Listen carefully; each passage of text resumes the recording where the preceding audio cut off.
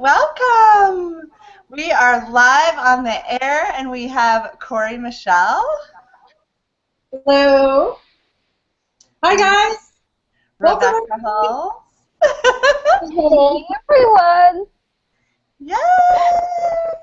And we're celebrating this new book that just came out. It's actually hot off the presses. You can't really even get it until today.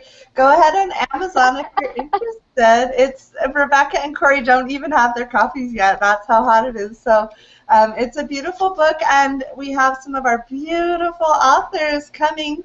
And we're going to just jump right in with receiving, and maybe, I like to just have you start at the very beginning. So, Cory, maybe like what is receiving, and then why don't we get it? What is receiving, and why don't people get receiving? Well, receiving is interesting because it has so many different facets to it that I've noticed, right? And God, it feels like such a big question of like why don't we receive? What is that? Why do we want to give?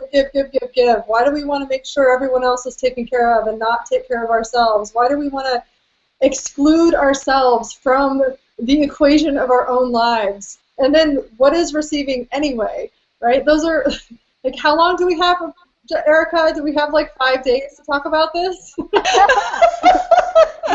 We're going to do a 5-day.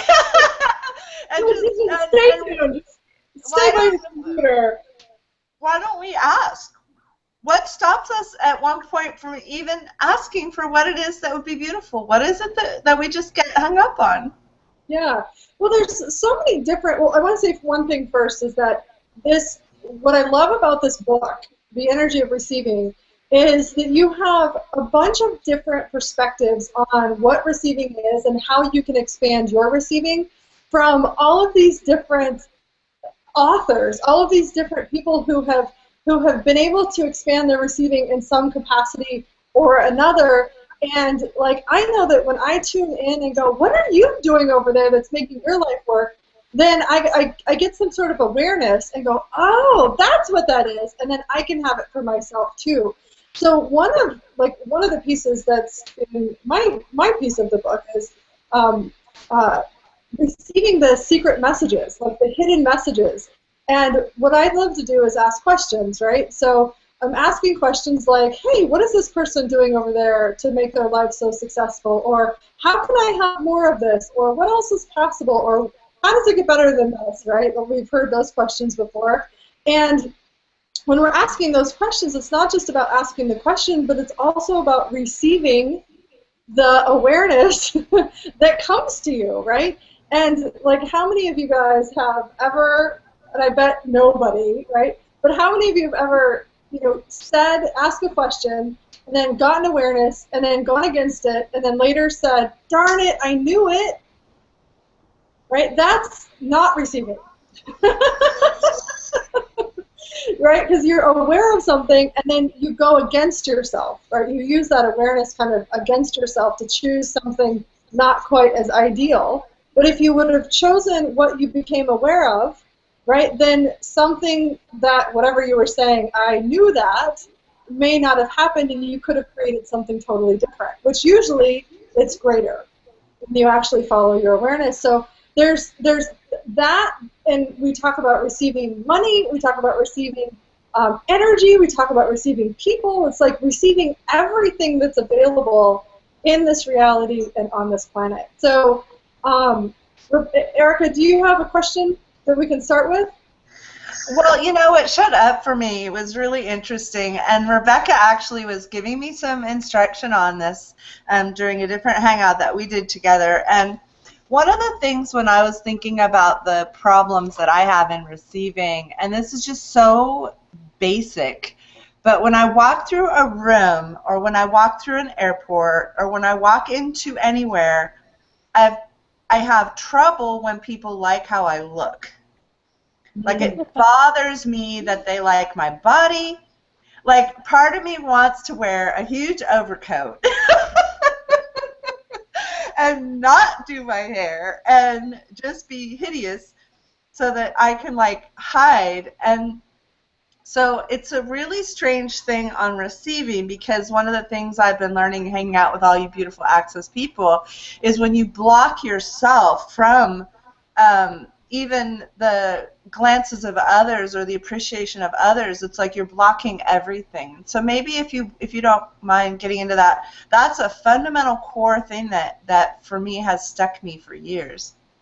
Yeah, the energy of appreciation, the energy, receiving the energy of somebody's adoration, somebody looking you up and down and possibly undressing you with their eyes, right? Like really being willing to be seen. Like I have clients all around the world, right? And I've done a lot of classes, and so what I see that happening in not only people with just their bodies, but also as being entrepreneurs. Right? Are you really willing to be seen for who you are? Right? So I wonder if you were willing to be seen, what would that create, Erica? Yeah. What would it create? Like how much fun could be had, right? Well, right. And it's kind of like when we look at what are we hiding. Like what are we hiding? Are we ashamed of something? Are we like not willing to really be the beautiful being and have a beautiful body and really be strutting our stuff? Are we willing to be sexy? Are we willing to be seen as an authority or an expert? Right? Are you willing to be? This is one Gary asked me. Is are you willing to be celebrated? Nice. Yeah, so the willingness to be, for me, was to be celebrated was one of the reasons in my business at that particular time I wasn't willing to expand out into, because there was this, like, I mean, I was like, okay, thank you, it's not really me that's doing this. I was pushing off the credit to someone else or something else, and I wasn't really receiving. It was like deflecting, right? And you talked about the overcoat. That'd be like a form of deflecting, right? Or not going to the store looking and feeling good, right? It'd be a form of deflecting instead of just simply receiving what others would like to see you as, right? Or even receiving yourself. So when you're in that space, are you receiving you? Rebecca, what questions do you have on this topic? And I'm going to check for questions from the audience. Yeah, I've got a few pings that people are like, I want to ask my question, I want to ask my question. So Great. I think we might have quite a few live people with us today. How does it get any better? So for me, especially, well, the airport scene was my scene. I literally had just finished facilitating a really potent 5-day with Catherine McIntosh in Denver in Colorado. And we were in the airport, and I walked in, and the airport stops, like, entire international airport. It's stopping, and it's looking at me. And most of the time, I'm pretty good with that. Like, I like to be checked out. I got all over my points of views that, being checked out was a bad thing, or that having people undress me with their eyes made me uncomfortable, or was a wrongness, because I realized that, every single time someone is doing that, the energy that they're, like, whether they're judging me or admiring me or just looking at me, is contributing to my life. And so then once I was willing to receive it and be like, oh, like, I'm actually really nice to look at. I made this really cute, beautiful body, and it just pulls people in, and it's magnetic, and people adore it. So, I'd probably be really mean if I was like, no, don't look at me, I don't like it. Don't admire this amazing creation. And then B, if you're feeling uncomfortable, how much of that is not actually yours? That actually the judgments, or where people have put them on the scales compared to you, or that they're judging themselves because of the way that you look or what you've created, like, or they're just uncomfortable with the amount of, like, sexualness or the drive or the energy or the intensity or the happiness that you are actually being. How much of that is not actually yours, but just how uncomfortable people are around you? And the ease that I can feel on this hangout now about people looking at that, and definitely don't admit that you kind of enjoy making people feel uncomfortable.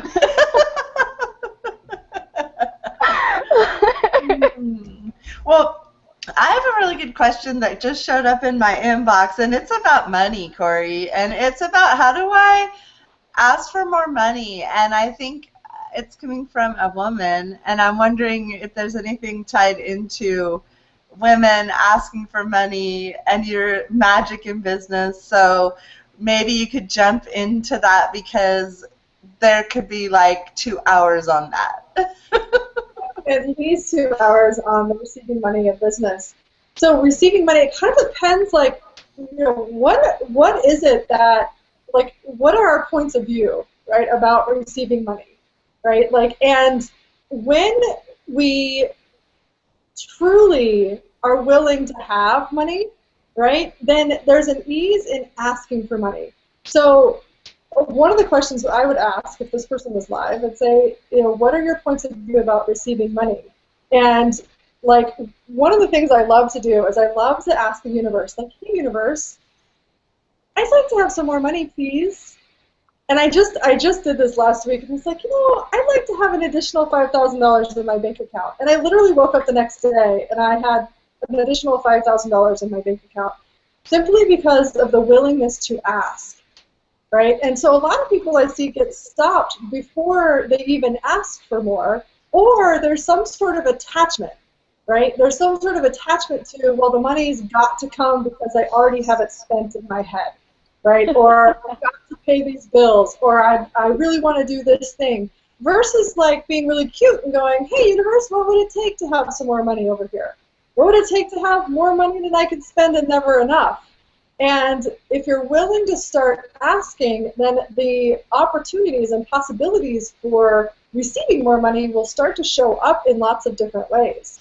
Whether an unexpected $5,000 shows up in your bank account, or a job opportunity, or a new client, or you find $600 on the ground.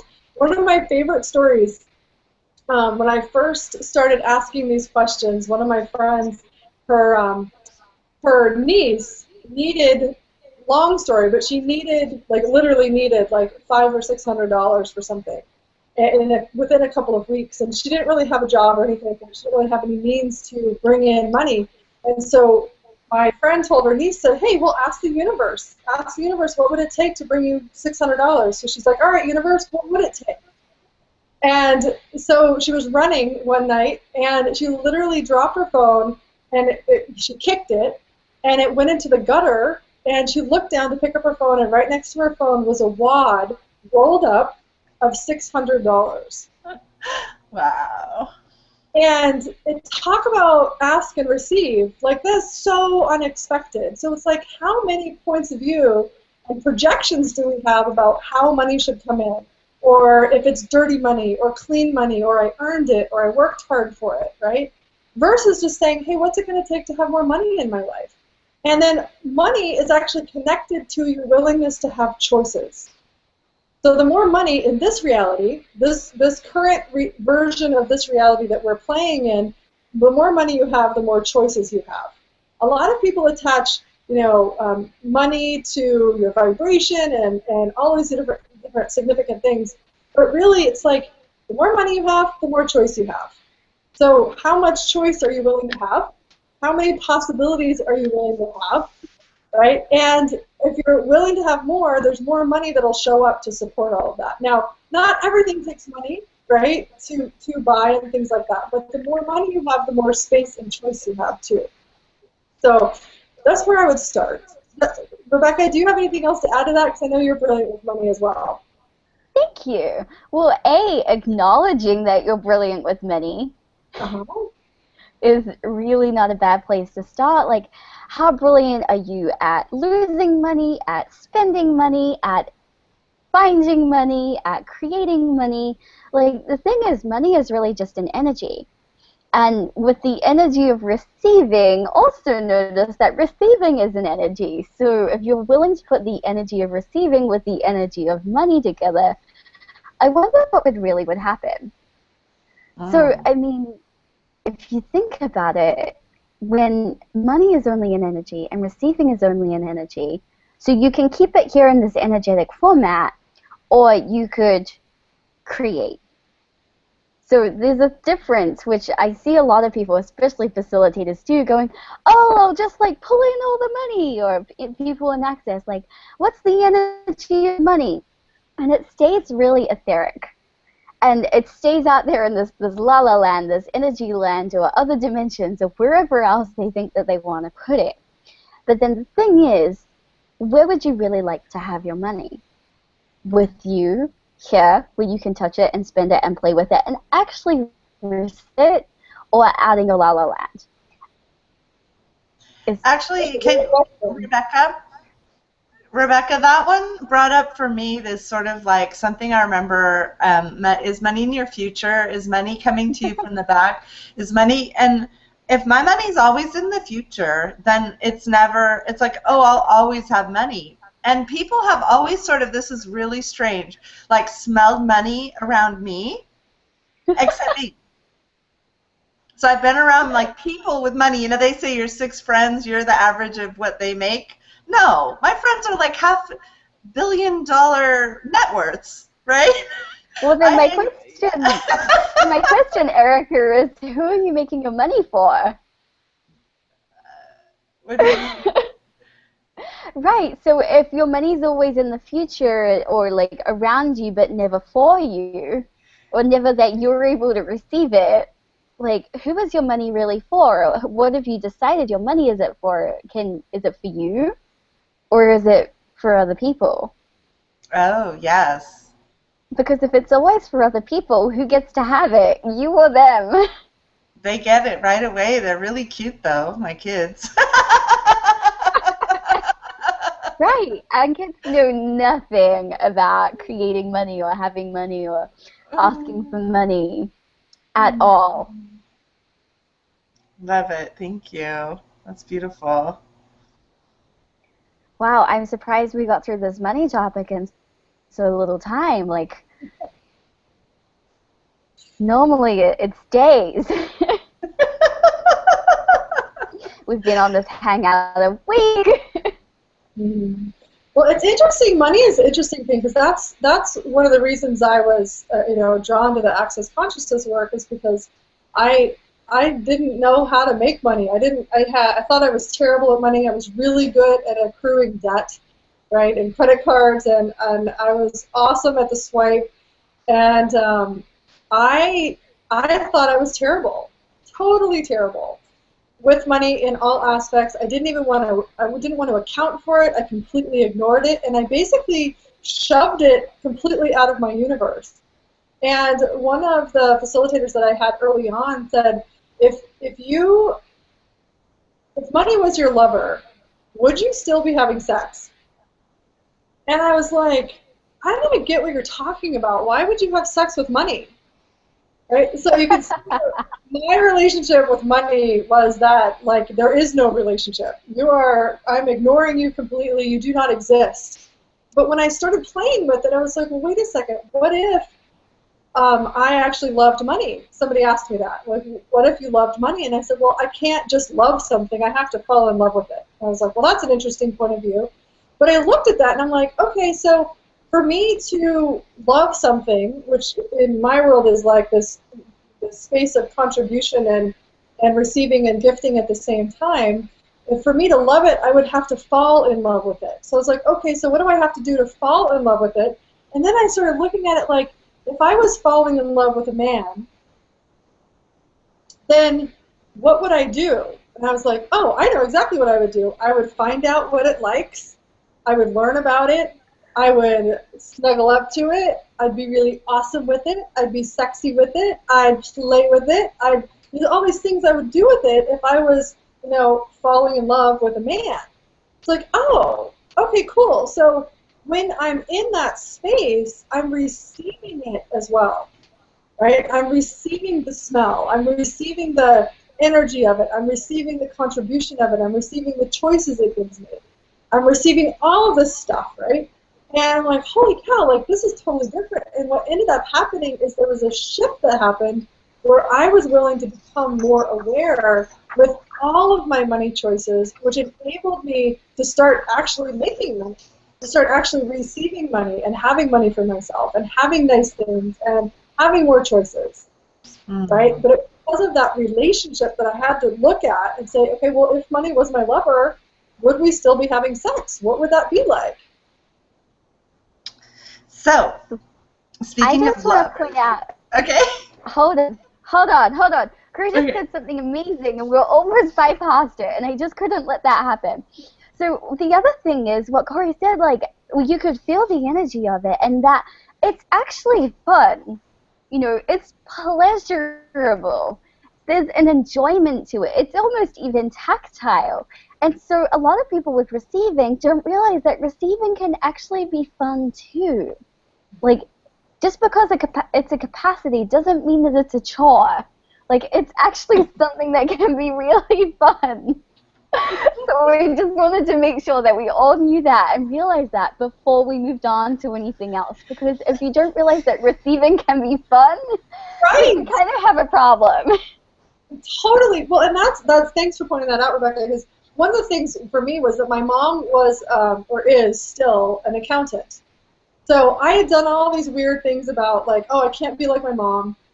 I didn't even know I did them, which basically made me shove all things numbers, all things money, out of my universe, right? But when I started playing with numbers on a spreadsheet, looking at how much I'm bringing in, being grateful for it, receiving it, and receiving it into my account before I spend it in my head, right? And doing, a bunch of different things, whatever I was doing, then it's like it became fun, just like what you're saying. I was able to carry cash on me without spending it. Right? My guy, my man candy, he's always like, why do you always have so much cash on you? I'm like, because it's fun. It's fun to have cash on me. I hardly ever spend it, and if I do, it's, it gets replenished. But there's this energy of, like, having it and saying yes to it. And it's like, yeah, of course I want to carry some cash around. Why wouldn't I want to carry some cash around? Why wouldn't I want to carry some Australian cash or some Canadian cash? Like, how much fun could that be? Those I have to say, beautiful bills. Yeah. Like, right now I'm in Vancouver, and the money is so pretty. Like, oh my gosh, the colors of the money is adorable. It is. The money in Canada is awesome, but, like, what's really cool is, like, if you see their energy change, like, I can feel it just talking about it in my body. That's receiving. That's one way we receive is when I say yes and I'm having fun and I'm playing, and the energy in my body shifts. My body gets more lit up, or as or any of us might call it, orgasmic energy. When life force energy starts to expand, that's receiving.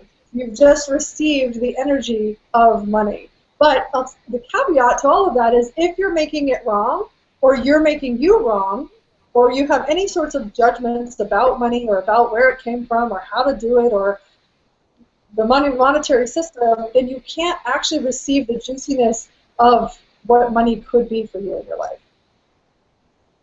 I love it, and I am going ahead in Cory's chapter because I had so much fun with Cory's chapter. Cory is, her chapter is number 2, and I'm just going to read a little passage, Cory. Okay, I'm going to put on Cory's face so she can blush. Well, she can receive with great pleasure. So for years, I was dating the same man over and over, 10 men in different bodies, but the same thing would show up. He would claim that he had committed to me and then be seeing other women. I started to believe I was terrible at relationships, unlovable, and not someone worth being with. This was all really heavy to believe, so I asked, what is true here? What would it take to have someone in my life that is generative, a contribution, nurturing, kind, and resonant with me? When I asked these questions, I became aware of an energy of what was possible, and I said yes to that energy. So tell us a little bit. I did say yes to that energy. That was such a fun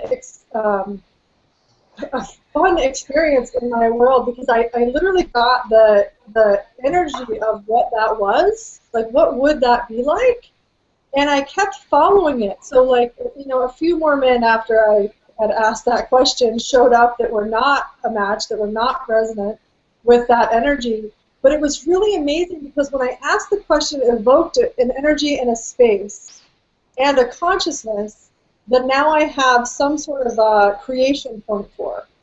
And I go, okay, so every man that would come in after that, I could actually energetically say, is this a match or not? Is this resonant or not? Is this what I asked for or not?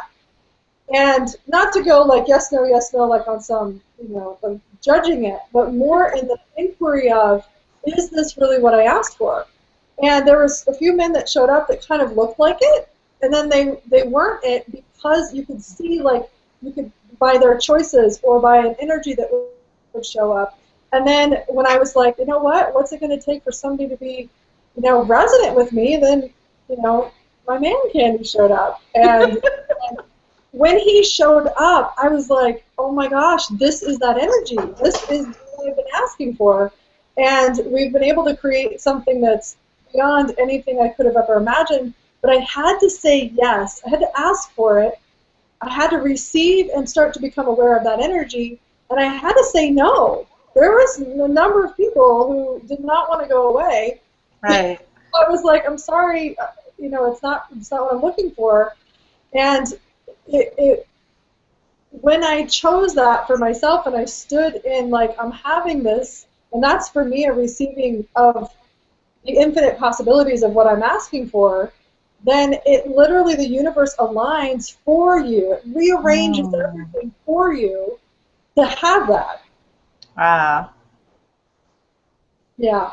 So, and then Brian showed up. So here we are. Go ahead, show the ring. Something on here. So pretty. He's just freaking amazing.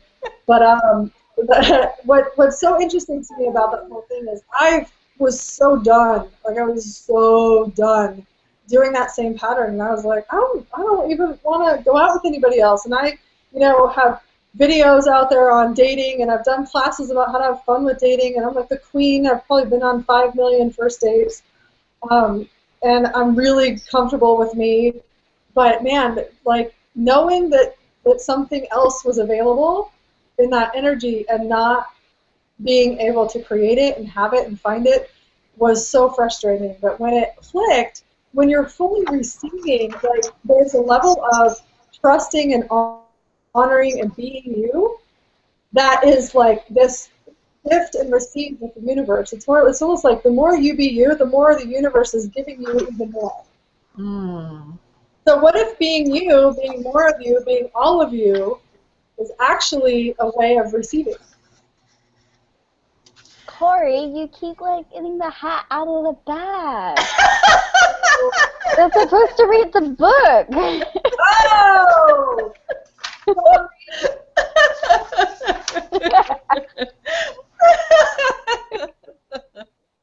Just take away the whole chapter, darn it. Oh no, I'm not buying that game. That is not your only trick in the book. Well, to hear more, you're going to have to go buy the book on Amazon. It's called The Energy of Receiving. You can buy it right now. It's published by Happy Publishing, and I basically got the idea for the book. It was around Thanksgiving, and I was just really struggling in this area, and I felt like, what if I could bring together some of the brightest people on the planet and bring light into this topic? How would that feel? And it went, ooh, that feels really good. And then the cover design is by my friend Melinda, and she's a beautiful designer. And when she sent me the design, it was funny because I was thinking about the energy of money, and then the energy of receiving just felt so much juicier. Like, it just felt bigger and yummier. And so I'm going to introduce Rebecca Hulse.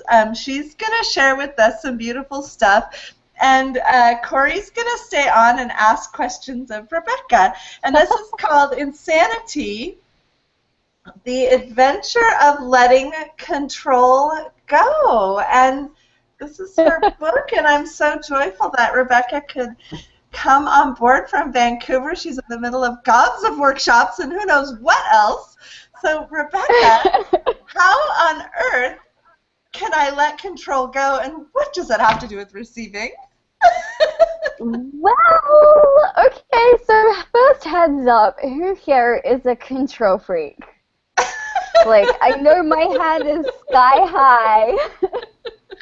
And do you know what's even crazier is I had no idea. Like, absolutely no idea I was a control freak. It got until I actually went to an Access Consciousness taster class with Dr. Dane Hare, the co-founder of Access.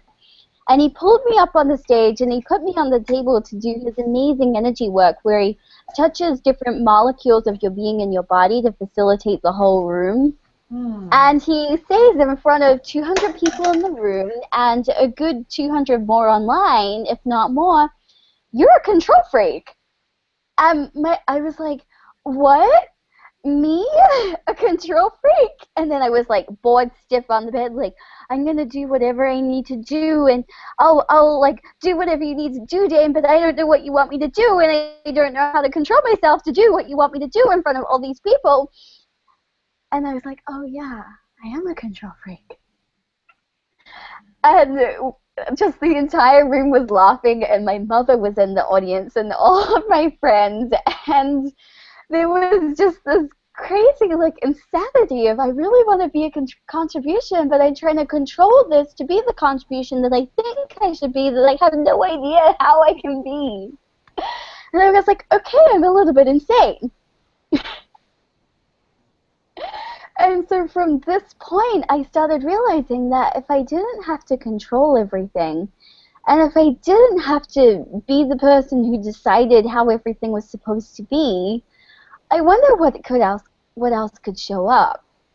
And so I finally acknowledged that the universe was just a bit slighter than me, if not incredibly smarter than me, and that it had brilliant ideas and could show me amazing possibilities and adventures. And so I saw I could choose to control it and go with my own Royal Highness point of view, or I could see the adventure that the universe had to offer. And I just knew that this one was a lot more expansive than anything else I'd chosen before.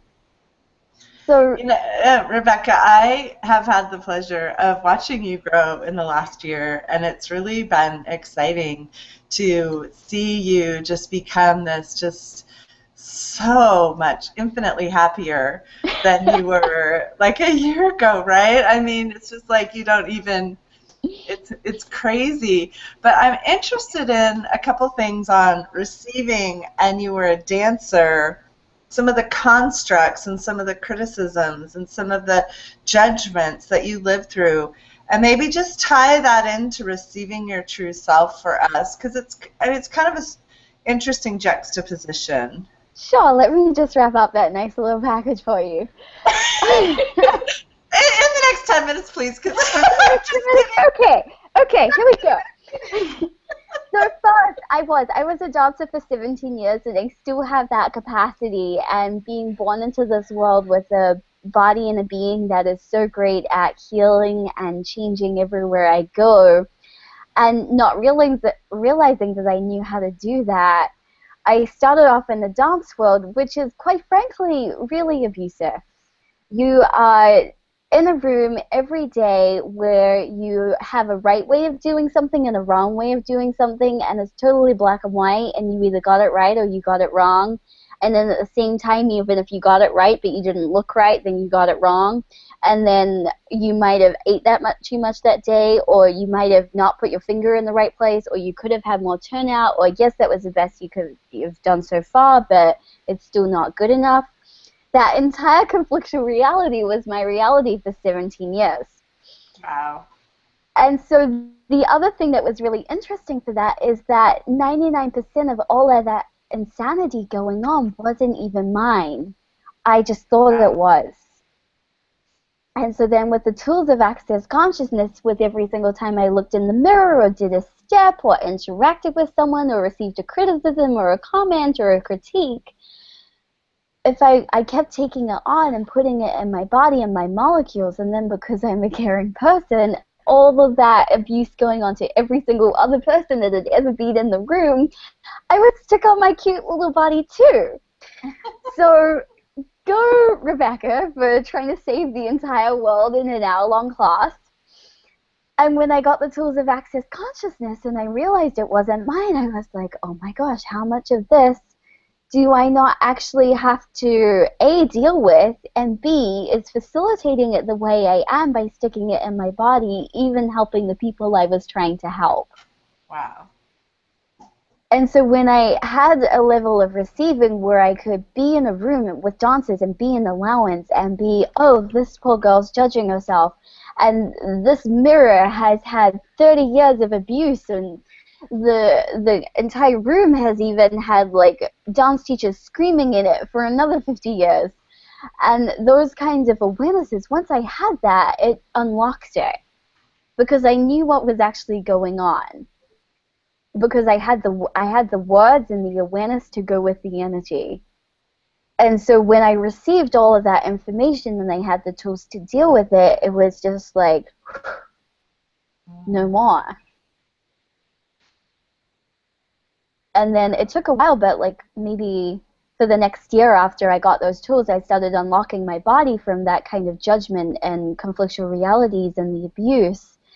And by slowly letting it unwind and doing things like getting my bars run, which is probably the best tool for receiving there is, and having body processes and pot and pocking all the judgments and lifting them, like literally like having to lift them off my body energetically, that I really started to create a different possibility, A, for the dance world, and B, for my body.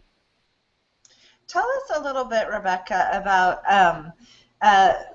when we look at receiving and we look at being in our bodies. So for me, I was a news reporter like straight out of college.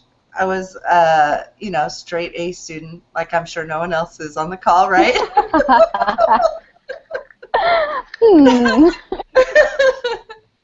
I wasn't a high achiever or anything, right? No, not me. So being in that space, I think I left being kind of comfortable or really in my body, not unlike being a dancer.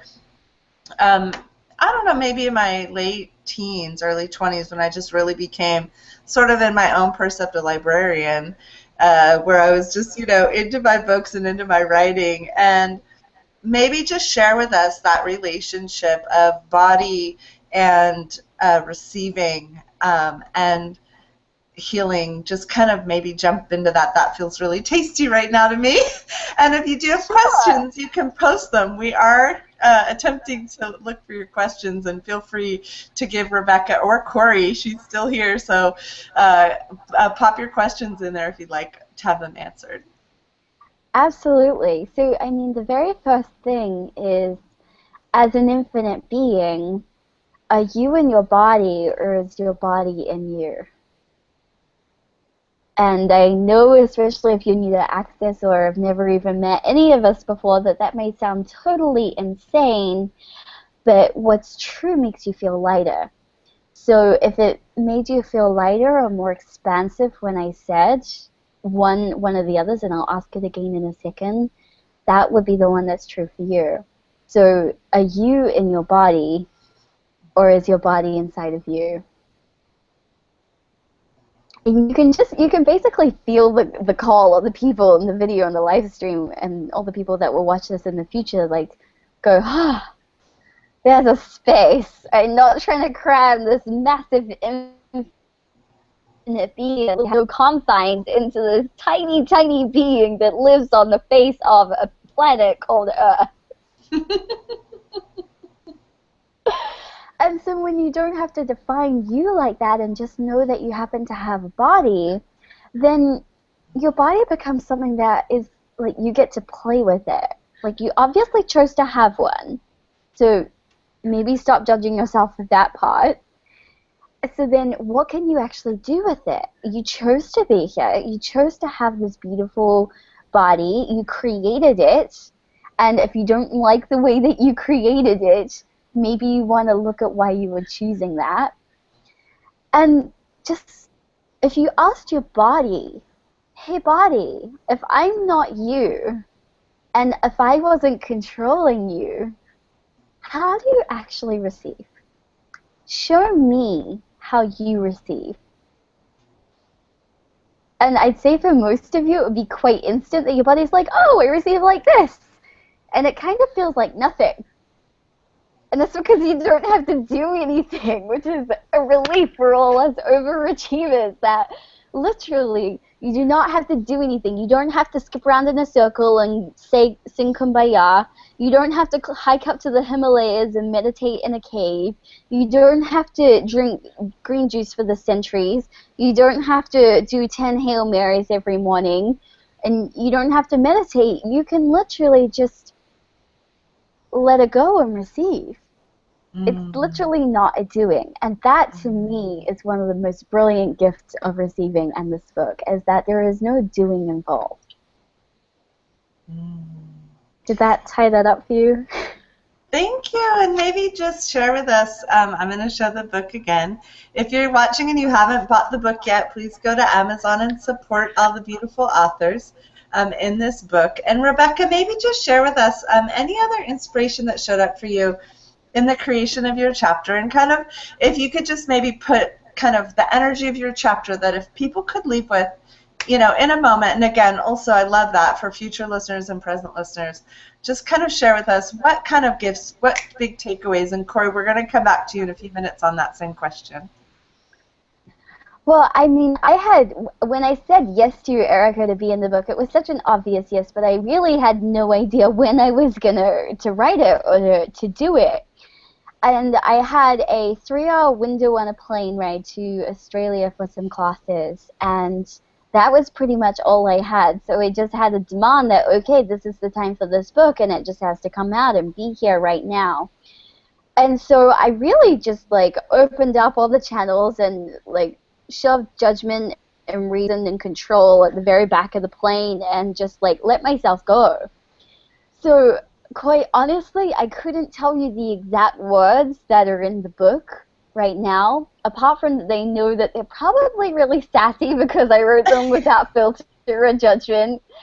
And they could probably bring up a lot of energy and maybe push a few buttons.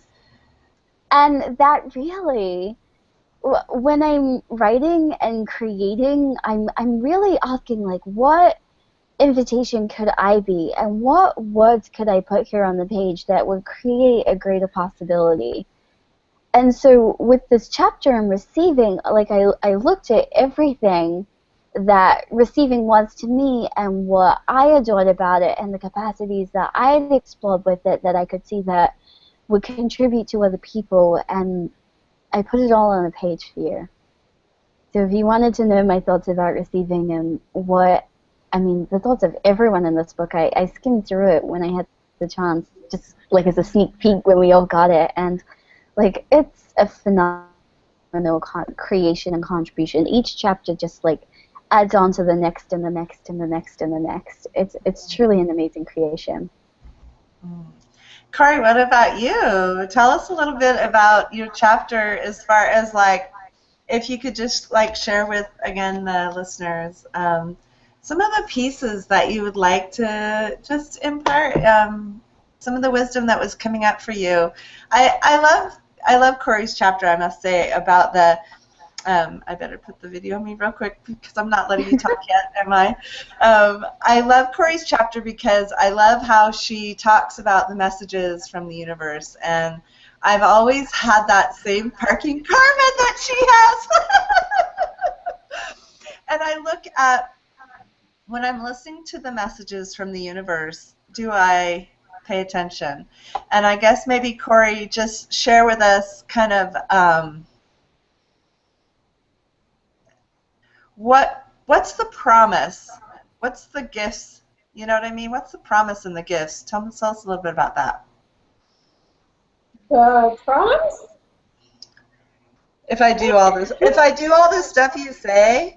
Oh, what am I promising? Hold on a second. I didn't know I was promising anything here. I'm just what's the carrot? Oh, got it. I see what you're saying. Oh my gosh, scared me for a second there, Erica. It's, oh, gosh. You know, I had a similar thing to Rebecca. I was like, oh, this is really light to do, Erica, and it sounds awesome, but I don't know if I have enough time. And when I chose it, I was like, okay. Like, what is going to come through? I have no idea.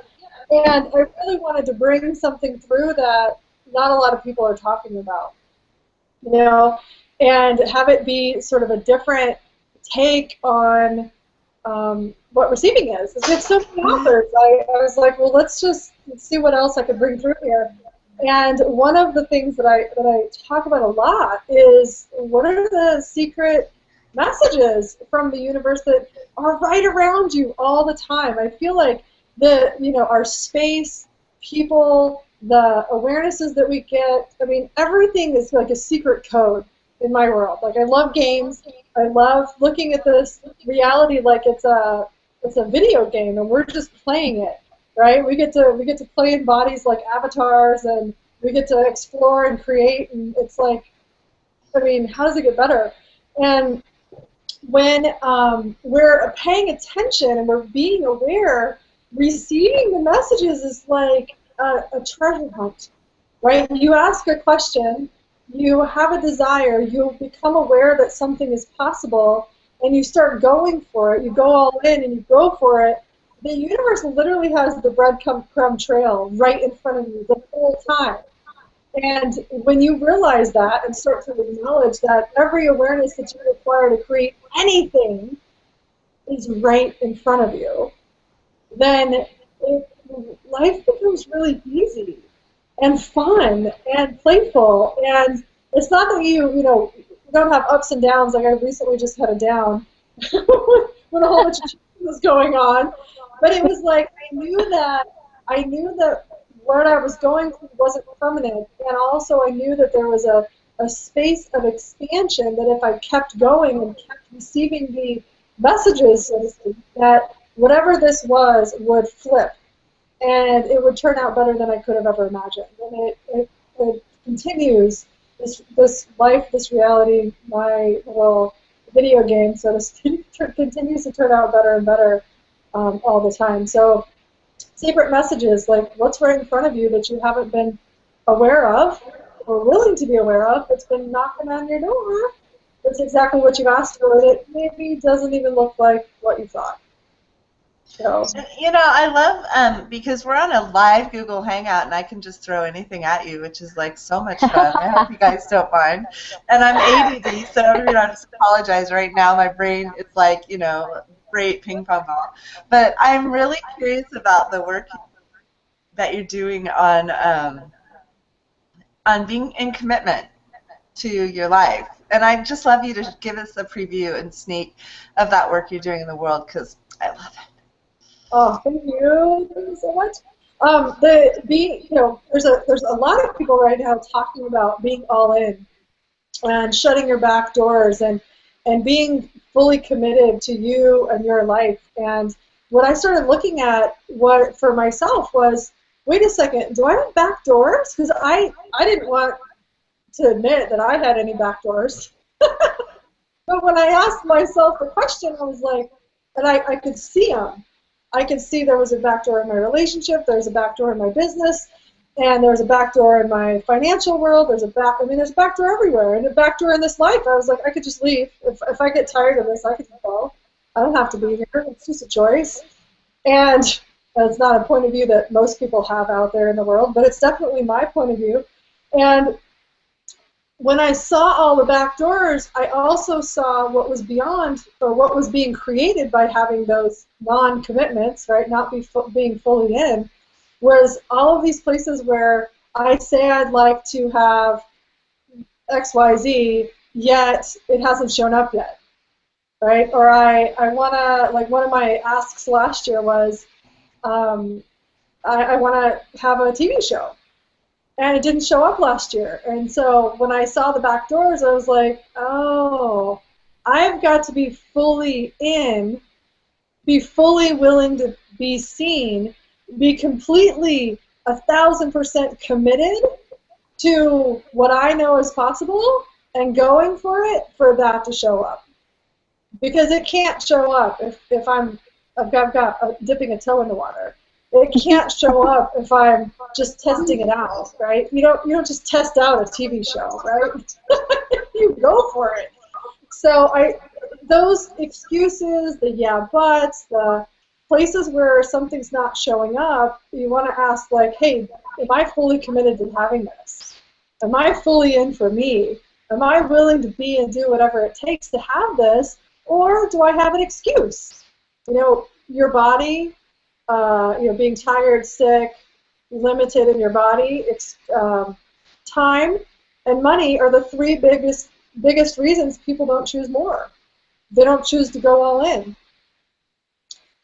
So what else is possible, and what would it create if you went all in for you? What would that be like? What if we were the people choosing all in for them? Thanks for letting me share about that. That's a horrible idea. That's terrible. Rebecca's definitely not all in for her. No. And Erica's definitely not all in for her amazing, fabulous life. I love it. Okay, we have a question. I have an echo for me. I'm going to try to say it fast. How do I keep eating going? This is beauty. That was all echo for me. Yeah, I didn't hear that either. I have a feeling. Nope, she didn't. I can hear you, Rebecca. I can hear me and you fine. I don't know what happened to Erica. So, what else do you have to say about receiving? Well, the thing is, with this book and receiving, there's so many conclusions that what it actually even is. Mm-hmm. And, like, the book tears apart all of those conclusions so wow, which I love. And so I'm wondering with you and we work together all the time, and we're creating behind the scenes, and I just spent a phenomenal 2 weeks with you. That, like, what can we give people as a taste of the conclusions that receiving definitely is not? Definitely is not? Oh, gosh. There's so many. Just a taste. Okay, just a taste. Well, what's your favorite one? What's the biggest one that you were doing, Rebecca, before you actually started receiving? The thing that I loved that I used to have was the chain of events. Like, you have to do so then you can receive. Mm-hmm. Rather than just receive. Right, receiving definitely couldn't be that easy. Of course not.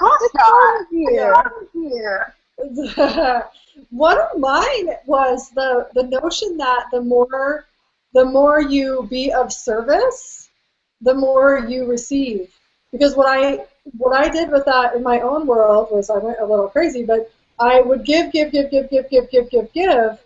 and then I never included myself in the equation. So I was nowhere. I wasn't in the business deals. I wasn't receiving money. It was just all for everyone else. I was a people pleaser. Ouch. Just giving it all away. There's nothing in it for me. So, Erica, we totally dominated your hangout with all the things that are not receiving. I'm having audio problems, so I need you guys to just keep rocking and rolling. Cool. You sound great to us now. Oh, I do? Okay, and then my lighting changed, which is bizarre. So the question I got from Judy, who's listening right now, is what is it that I can do in my life so that receiving keeps flowing in, so that it's more steady and not quite so inconsistent? She says she's growing and learning a lot, but she feels like there's still these kind of peaks and valleys. So why don't each of you take that on? Yeah, well, here's the thing, is I don't know about most people that are listening to this call, but steady probably isn't your thing. So if you gave up that point of view that it had to be steady at the start and maybe looked at ever increasing out creation, like, oh my gosh, look at what I just received, or look at my capacity to receive right now. How could I out create this? Love That would be my place to start. Yeah, I love that, Rebecca, because it's like, I don't think, how can we, there's two things. One is the points of view about what that is, like what is the steady receiving, but the other side of it is truth. Are you receiving steadily, nonstop, all the time? You just don't know it, right? Like when we're talking about energy, there's always energy around. You walk into a room, there's energy of all sorts of people. You walk through the airport, there's all that energy. There's the messages. There's like we are fully in the receiving of information and energy and awareness and everything all the time. It's just a matter of, are we acknowledging it? Are we actually using it to our advantage? Are we taking it and pushing it away intentionally, which, by the way, takes a lot more energy and effort than it does to actually just receive it, right? So that's the other kind of lie with the truth in there is like, what points of view do you have you not be receiving all the time? But I love what you said about that, Rebecca, is that it's never occurs like consistent. What do you want, like receiving like 5 things every minute? Or like a 9 to 5, 5 days a week. These are my hours of receiving. Right, like what is that? And one thing that just happened last week is we live in a roommate situation, so Brian and I and my global operations coordinator, Samantha, lived together, and we were planning on moving, together, and something was off, something was a little heavy, and so we just had a conversation, and I said, Samantha, do you want to live by yourself? And her body lit up, and all of our bodies lit up, and we were like, huh, okay. So in that moment, we just chose it. We said, okay, you're going to go do your own thing, and Brian and I are going to live together. And that morning, within an hour, all of a sudden, all of us received unexpected money. Our bodies were a lot lighter. We were happier because it's not that we were unhappy, but like everything just expanded. So it's like, was that possibility somewhere else? No, it was right there the whole time. We just had to acknowledge it, choose it, and then everything changed. The universe rearranged itself because we were willing to acknowledge that possibility and then receive it. Right. Yeah, and like the other thing that you said there, Cory, that was really awesome is that you didn't have to start off unhappy or to start off with a problem. Like, you don't have to start from scratch every single time to receive more. You can just keep on expanding it and having it create greater and more, rather than having to go down back to scratch before you can climb up the road to happiness again or to receiving again. Exactly. I like that. You know, I'm gonna add that I got to interview somebody more Bramley recently, and she talked about being a multimillionaire and then asking for more. And she's like, she gets judged for asking for more. And I said, well, how do you get that desire for more when you have an island and you have houses and you have, right? It's like she's got all this stuff or riches, and she goes, oh, it's just fun. And she said that judgment does happen, but she just keeps asking for more. You know, like, how does it get any better than that? I love that. I've got an island. How many more islands can I have? Right? Well, I mean, I know Moira, and she actually asked that to Gary personally when he said, access isn't growing, and it's okay, I'm making enough money, but, like, it's just not growing. And then Moira said to Gary Douglas, the founder of Access, well, how much are you making? And he said, about $1.5 million. And then she said, is that enough for you? And he went, no. And then she asked him, well, is that what's stopping the growth of Access? So he got over his point of view pretty fast and was willing to receive and grow and create more money. And then Access expanded from 36 countries to 131. Pretty much.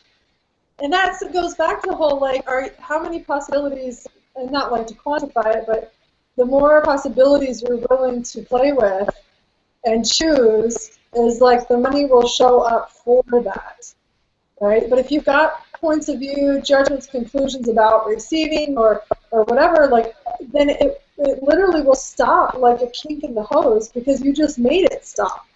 And one of the things I see people do often as entrepreneurs is they say, oh, well, my clients dried up, or my money flow stopped. And every single time somebody does that, we can pinpoint a point of view or a conclusion or a judgment that they inserted that went against them having more money, more clients, more choices. It was opposite of that, and then it stops. So it's like you're the master controller of your reality. What are you creating? What are you choosing?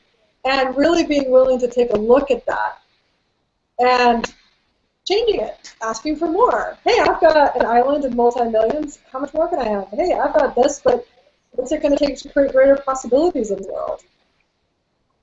And is just being a millionaire really enough? Right. Just gonna put that out there as a little wedgie.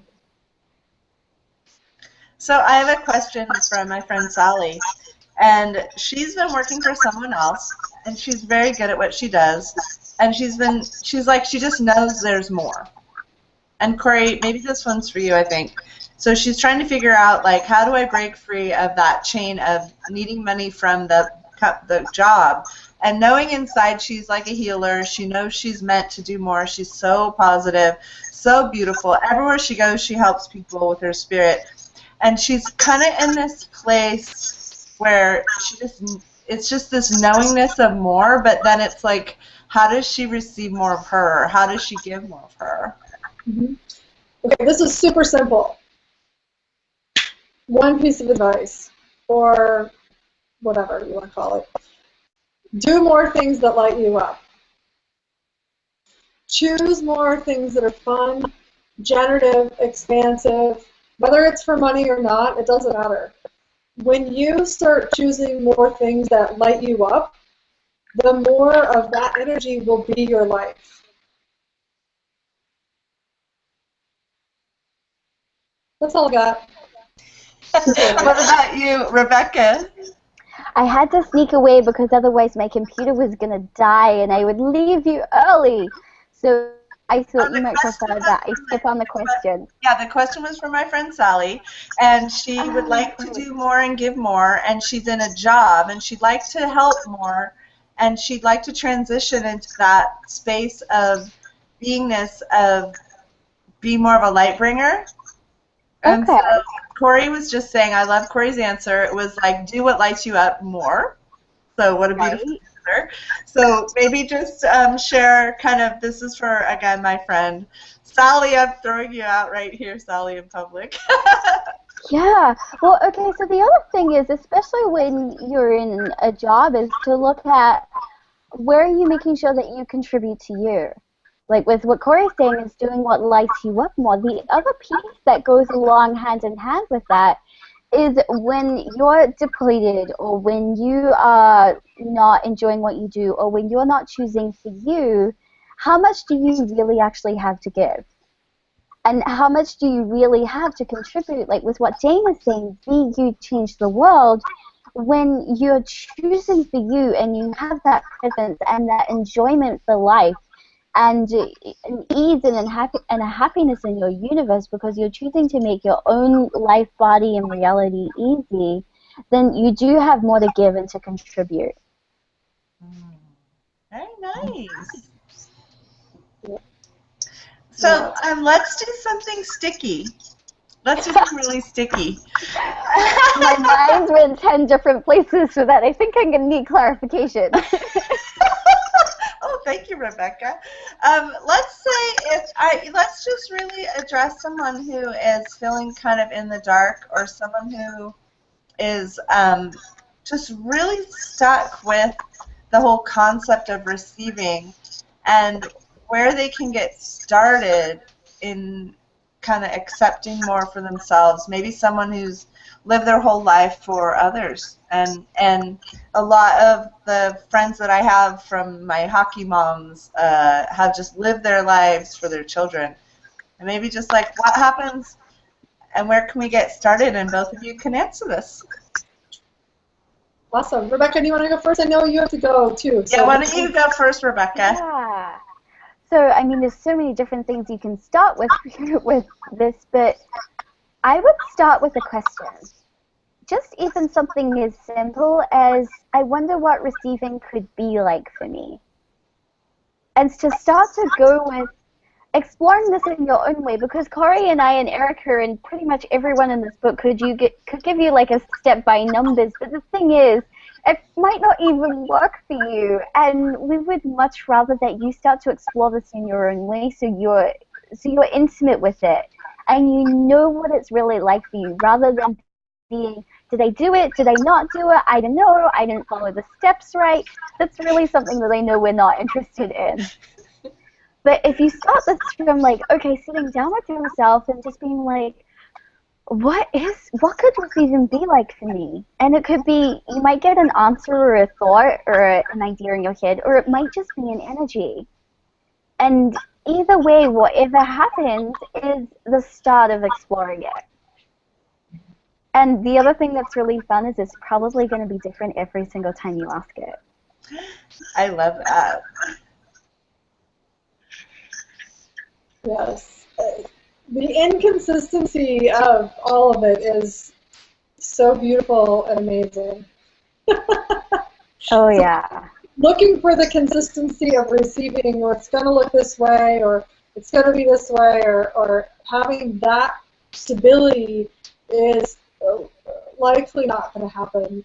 Maybe a couple of times, but it's so different all the time, so I love that you addressed that. Let's see here. Where to start? Well, let me ask you this, Cory. One thing about you that is so fascinating to me is that while you take care of Cory, you also help others. And I feel like there's a misconception that when you do go into that sort of self-help world, that you become just like self-focused. And you do this interesting work where you're receiving for you, and then that consciousness is helping everyone. And maybe that's a different question, but maybe that's not even a question, but maybe how do you get to be like you? Well, I can help you be more of you. I love that. I mean, I'm sorry, but I'm the only Cory Michelle around. So we got a Danna, we got a beautiful you. So thank you for that. Thank you. You know, I think it kind of goes back to what we were talking about a little while ago of being a servant, basically, being of service. And one of the things that I started doing, well, first of all, I acknowledged that I was giving to everybody else, and then when I started saying, wait a second, I'm not even in the equation, like, and I can totally relate to all the moms out there, especially, right, that are giving to their children, or all the dads that are giving to their children, and in sacrifice of them. Like, I didn't even know I was doing it, but I was completely sacrificing me for my business that wasn't working for me, where I was going into the hole every single month working this business, and then just giving everything to everyone else. It was like, when I stopped and somebody gave me this question, they said, what if you just, before you choose anything, say, what is in it for me? Wow. With them. I think it's called with them. What's in it for me? And that was hard. That was so hard because I thought it was selfish. Like, I'm supposed to be a giver here, and you're supposed to give, and then, you know, you will receive. You know, I got to be of service. I had these beliefs in there that were completely sabotaging any receiving going on in my world whatsoever. And when I started asking what's in it for me, it was extraordinarily uncomfortable to even say those words. And when I started to, it got easier and easier and easier. And when I started to look, I was like, wow, I've got all of these commitments and obligations and business deals and this and that and whatever, where there's nothing in it for me. And what was happening was everybody in my reality at that time was relating to me like I was just going to give them stuff. I was going to give them a piece of me. I was going to pay them for stuff. I was going to make a connection. I was going to fill in the blank. I was going to do it because that's what they could count on me for, because that's who I was being, was the giver. So my priority was to be this giver and servant, basically. And so I did some clearing work on that and started to say, no, I'm demanding that I receive too. I am including myself in this. And when I started doing that, it wasn't about not giving anymore, because you can't stop what you already, like, you be. I just be like in this contributory energy, except contribution means receiving too. So it's a gift and receive at the same time. So what I started doing, sorry, I got some itchy nose. Somebody must be thinking about me. Oh, it's so funny. It's very significant, right? So when I added the word contribution, I was like, what can I be to be the contribution I truly be? I started asking that question every single day because I knew that it meant gifting and receiving at the same time. Wow. And when I added myself into the equation, the universe lined up for that. And so I started receiving money, and I started receiving other things from people. I started receiving, the list is endless, really, more awareness, right? Because I was willing to receive at the same time as I was willing to be the gift that I truly be.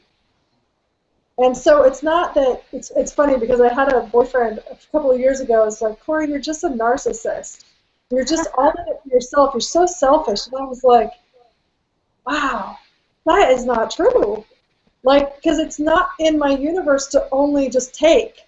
Because a narcissist, by definition of narcissist, it's all about me. And you just take at the diminishment of others. And I'm always asking the question, what contribution can I be, what can I receive, and what gift can I be at the same time? I love that. And, you know, I have to say, like, knowing Cory, watching Cory help people, it's like she can't help it. I'm addicted. It's like if there's something going on where you're stuck, she's going to see it. And there's going to be something available if you're interested in working with Cory in a more in-depth fashion. She has a kind of very cool new program that's actually just beginning. I'm going to actually give you an opportunity to share a little bit more about that, but Rebecca is running up against her time. So Rebecca, why don't you just share with us, if we'd like to play with you, work with you further, what we should do, because you've been such a contribution tonight to all of us. Thank you. Yeah, well, thanks everyone for watching. If you want to play with me more, I would really suggest just hopping on my website. It's here in the signature, RebeccaHulse.com, and you can go down a rabbit hole of blogs if you want, or check out my other books, or if you'd like to do some intensive one-on-one powwow, serious working together, I'd also be honored to work with anyone that is listening to this hangout. And the other thing is, start out by buying the book. Like, really, it's going to be amazing, and it's just so pretty. Like, I really can't wait for my in-person copy when I get to an address that I can be at long enough to send a book to. So really, like, I'm just as excited. Tell us how much you're traveling right now. Tell us your schedule, like the last 2 months of the next 2 months. Just tell us a little bit about that. Just, I mean, I was for the fun of it. Call where I was thinking, I wonder how many flights that I've done so far on this trip. Like, I've been to Mooloolaba, Australia this year, and Sayulita, Mexico, and California, and Portland, and now I'm in Vancouver, and I'm halfway through my first trip of this year. So I'm being a serious gypsy of consciousness and adoring it. But if you want to know where I'm going to be, tag me on Facebook, and maybe I'll find you somewhere in the world. Oh my God, when I meet people that I see online, like, that is the coolest thing. Coolest thing. So if I'm going to meet you in person, I want to know about it, like, really. I love it. I love it. And don't go away, anyone, because actually Danna Lewis is coming up in just a few minutes. She's going to talk about, I think she's going to talk about me and we and her delicious life. And she just confirmed, so she's going to be on her way. And Cory Michelle, just give I'm us going a to go, taste. everyone. So, Okay, yeah. thank you. Thank you. Love you so much. Love you. So I just want, Cory Michelle has some interesting things she's cooking up. Of course, when don't you? And so I'm going to be open to receiving you giving us, since we just have some yummy time. And maybe I'll just go back on for a second, brag about Cory, because, again, Cory's in this book. It's The Energy of Receiving. You can get it on Amazon right now. Support Cory and me and all of us for doing this work. We have some beautiful authors. And I guess what I want to ask Cory, she has a new program coming up that's very special VIP, and it's really designed to help people step it up, and just step it up in so many ways. It's for people that are ready. So that's kind of a tease. And Cory, I know I'm just throwing this at you with no warning at all, so go ahead and receive it. It's so yummy. And share with people how they can work with you more. And kind of one of the things you just kind of unveiled, within hours ago? Yeah, pretty much. So let's see here. First of all, I just want to say, I think that this book is such a key to really being able to tune in and expand your capacities and your awarenesses and your, open up your blind spots to receiving more and more and more. I mean, this many authors with this many chapters that Erica has been so brilliant to bring together, you can't go wrong.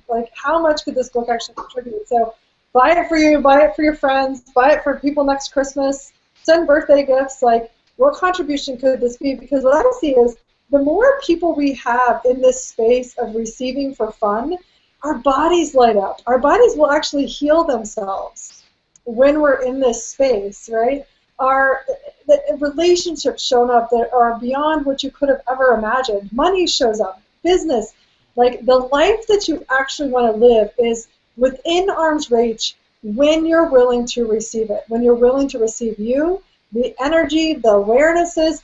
You could even receive the flying Pegasus unicorns from Mexico. Isn't she cute?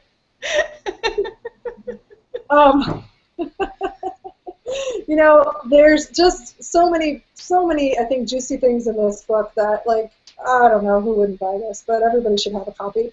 So, thank you so much for allowing me to talk about this. Hi, Danna. We have in this space. Hi. So basically, like Erica said, I've been talking recently about closing your back doors, shutting down your excuses, shutting down your stories, so that you can actually come fully into what you're creating in your life, right? Like Danna always talks about the deliciousness, right? I'll talk about the juiciness, right? The orgasmicness of what is possible for creating. This isn't a joke. This is actually possible. We're not faking it. People meet me and around me and they're like, you actually live like this. I'm like, yeah. I'm the same here as I am, in my life. Maybe a little louder because we're, on a video, but for the most part, I'm exactly the same in all of my life and who I be. And you have access to that too. Everyone has access to that. And so for entrepreneurs who are interested in expanding that for themselves, really going all out, shutting their back doors, eliminating excuses, eliminating the story, eliminating the yeah buts, then I just did a really funny, I think, live stream last week that is free. You can actually have access to it if you go to, I think it's bit.ly, bit.ly/no more backdoor. And I'll put it on my little thing here for you guys. It's no more backdoor. No more backdoor. You might have to turn it off and on. Yeah. Yeah, there you go. Perfect. There we go. bit.ly/no more backdoor. And it's actually, I think I need to have Samantha turn it back on for you guys for a few days because we turned it off, I think, yesterday. Um, but it was brilliant in the sense of like where people stop themselves. Because what I'm interested in is working with entrepreneurs, creative, amazing, brilliant people who are willing to bring their gifts into the world and facilitate or have whatever products that are cutting edge, that are creative edge, that are changing the planet, and be the driving force behind having more space, receiving magic, money, deliciousness, awesomeness, juiciness, all of it in your business. And when you're willing to be that for yourself, then it's so much different. There's not a push and a struggle and forcing it to happen, right? Which really kills your spirit and kills your body, right? So there's a whole other way to play, and I call it your magic. And the series that I'm offering is called Magic in Business. So that's what we're playing with.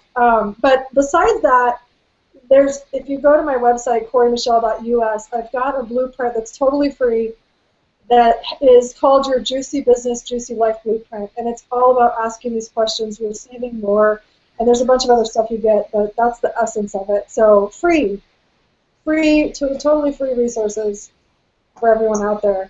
And what else is possible? I mean, we get Danna Lewis next talking about the juicy meat, sexy chef. I've got my man candy, and she's going to be a sexy chef. I mean, what's wrong with this picture? Sexy chef. That's like, I'm almost going to start cursing. That's so freaking orgasmic and juicy. Everybody tap into that. No, don't. You don't want that. Thank you so much, Cory. I am so overjoyed that you joined us today. And everyone stay tuned because after Danna, we have Kaarin Alisa coming up, and she's going to share with you her recipe for receiving. And then we have Robin James coming from New Zealand. So I actually asked the book what it would like for the launch. And it said, I want a Google Hangout Marathon. And I said, I have no idea what that is. And it was really funny. And the book said, well, the concept of receiving is different than the concept of happiness, because I've been writing about happiness for about 5 years. And I love writing about happiness. And receiving as a concept has really been something that has been elusive in our culture. And in many cultures of the world, children are taught really young, don't ask. You know, don't ask for that. Do you think money grows on trees? Don't ask for that beautiful ribbon. You know, ask for this one that's on sale. It's like we're taught for years not to honor that which makes us feel so good and so alive. And so with Cory Michelle saying to us, that gift of follow, that which makes you feel alive, that I feel like that's part of the essence of receiving. So Cory Michelle, I just want to thank you so much for that, and thank you for being part of the book and being part of the Hangout. And I only stalked her for about a year. No.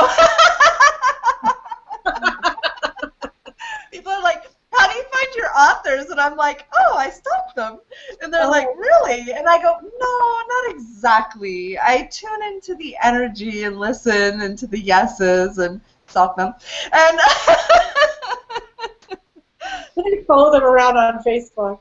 Well, Erica, thank you so much for everything and who you be in the world and the contribution you be and literally the impact and the change that's going to be created by this book actually being in the world. So thank you for that. And I can't wait to see what we create, how much more fun we can have, and how much fun you guys have with Danna. I mean, how much fun it was to watch Cory and Rebecca while I was making dinner. It was so cool. I was like, had my little computer in the kitchen, and I was like prepping dinner, and now I'm on. How does it get any better? It was awesome. Thank you. You're on the air. All right, you guys. Okay, thanks, Cory. Love you, Cory. Oh, love you too. And now we have the one, the only, the beautiful Danna Lewis. And Danna has been so much fun, again, as an author, as a creator, as a magician. And Danna, maybe just share with us, kind of just open up your gifts in the book and the story that you tell and kind of I think one of the things that strikes me with Danna is we were hanging out on the beach last summer, and we were looking at all the things stopping a person from being kind of going from into a relationship with someone, and all the things that keep us from receiving that love and receiving that joy. And so, Danna, maybe just get us a little bit in tune with that story and all your gifts. I had to put my earbuds in. It wasn't working for me to just do it the other. Does that sound okay? That sounds perfect. Okay. It's easier for me when my earbuds are in. Okay. Thank you. I'm so excited and grateful to be here. And like I said, it was so awesome to watch Rebecca and Cory while I was prepping dinner. What an amazing day. Like, I know you've been perceiving the energy all day, and it's been so, I just want to say this, like, how cool it's been to be in the world, like, doing my things, creating, you know, went for a jog, I went to the grocery store, I'm, like, doing laundry, and perceiving the energy of this book as it's, like, permeating all the little molecules and expanding out into the universe. It's really phenomenal and special. So thank you for instigating this book and for all the people that you have stalked to make it happen, Erica. I love that. I love that. We're going to hashtag you as, like, the sexy stalker or something, sexy book stalker. I'll have to come up with something. And, you know, some people stalk me, too. So, luckily, it's like, you know, both ways, right? Some people come to me and say, you know, how can I become an author with Happy Publishing? And I do look for, you know, some people are just like, why me? And then it's really interesting. I get this question of, but you haven't read everything that I've written. How do you know I can write in your book? You haven't read my whole chapter. How can you say yes to me? And one of the things that I do is I look for the energy of the contributions that the book would like to bring to the world. So I'm really not being in Erica. I'm being in, like, for this book, the energy of receiving. Right. And I'm saying, what magic could happen? What combination of gifts? Because we truly don't learn something one little dogmatic way. We learn it from a plethora. We learn all kinds of things come in and teach. And then everything goes, oh my gosh, I get it now, right? Mm-hmm. But it's not like the very first time typically you hear something that you just get everything. So when I look for authors, and with Danna, it was like her gifts. In fact, Danna could have written about so many things. You know, there's so many places you could have gone with your chapter on receiving. And so maybe just tell us about your journey and kind of the choices that you've made that changed your life pretty much forever. That's all. Wow. Yeah, it has changed my life forever, and now does it get any better. You're right. Thank you for that. There are so many places you could go with receiving, and one of the things I know about me is that men have, there's always been this special place, I think, that men hold for me, or create for me is probably a better word, that through those experiences that I've had, and I was married for 8 years and been dating off and on for the last 7 years, there's something in those experiences that I get more of me. I get to actually receive more of me, get to know more of me, and not just with dating, because I want to back up before we even get into the juicy dating stuff. 2 men, I just have to say this, 2 men that have contributed to so much to my life and living in every single area. It has nothing to do with dating, although it's contributed to my dating, that has pushed my edges of receiving so much and given me the tools to really create what I'm creating now are the founders and co-founder of Access Consciousness, and that's Gary Douglas and Dr. Dane here. Being in their presence in classes, on the radio, on telecalls, through their books, right, have given me so many tools to take, like what you're saying, right, all these different things throughout our lives that we learn from, right, like I've done other modalities, just life experience, past life experiences, whatever that is, And then you bring that all together, and now it's like what else is possible now that I have all of these things, and I'm smart enough to know that there's so much more. There's so many more like things to learn, and then you know, when Rebecca and Cory were saying earlier, like receiving is just the space of being, and I've noticed in me the last 4 to 6 months, like just there's so much more ease. Like, and people said this about me before, and I wasn't quite, I was like, yeah, I kind of get that I'm sort of like, whatever, you know, because I can be a fireball too. But you can be a fireball while you have this sense of ease too, and it's really amazing. That's come out of this in a really cool way, and it keeps growing.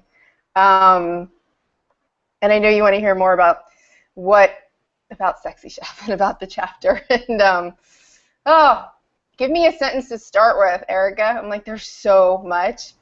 There's so much. You know, what, Danna, one of the things that we kind of went through money with Cory and Rebecca. We talked about receiving our own gifts and our own beauty on the planet. We talked about kind of following that piece, that part of us that makes us sing, makes us happy, makes us joyful. We talked about that a little bit. So let's have us talk a little bit about maybe receiving the gifts that you are, and then just your journey. So just take us on that journey from sort of single, and you actually enjoyed the dating. So talk about sort of the dating, and then, you know, teach us. I did. Yes, oh, you're cool. That's awesome. Yes, I did enjoy, I almost said do, but yeah, it's kind of like I did at this point. I did enjoy dating, and I actually created a telecall called Delicious Dating because I think that dating can be fun, and I also know that sometimes people just want to date, or sometimes people just want to hook up, or sometimes people would like a relationship or a marriage or whatever, and I've noticed moving from the East Coast to the West Coast and looking at all of this for myself. And it's actually my birthday week, so it's really interesting because, you know, just each year looking at these things going, what would I actually like? I went through a deep excavation the last 7 years of myself and turning things inside out. You know, it's that space of, can I look at all my bits and pieces and all the things that I would say are the ugly parts, and then let someone else see them too, and have them be absolutely adored and go, oh, that's interesting. I guess it wasn't really what I thought it was. Dating was fun, and so I was in that space, and we've talked about this. We talked about it on the beach. What was it, 6, 7, 8 months ago? And I was like, you know, dating is fun, and there are some yummy men out there, like really yummy men.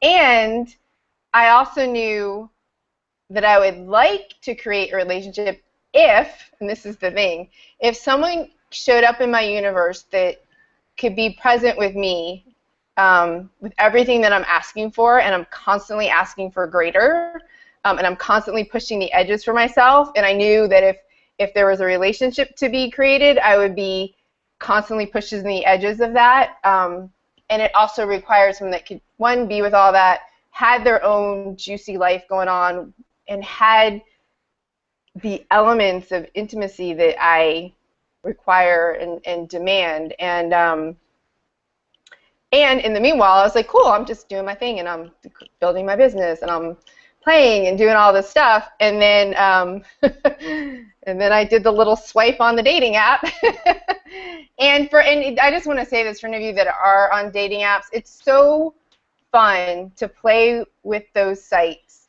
when you're willing to be in the energy of it and use your awareness and choose based on your awareness and choose, you know, when I saw Robert, it was truly this energy that was there, and it was like, oh my goodness, I just want to snuggle with this man, and I was like, what? And so that was like my body, that's what my body said, and I was like, okay, let's see what we can do about that.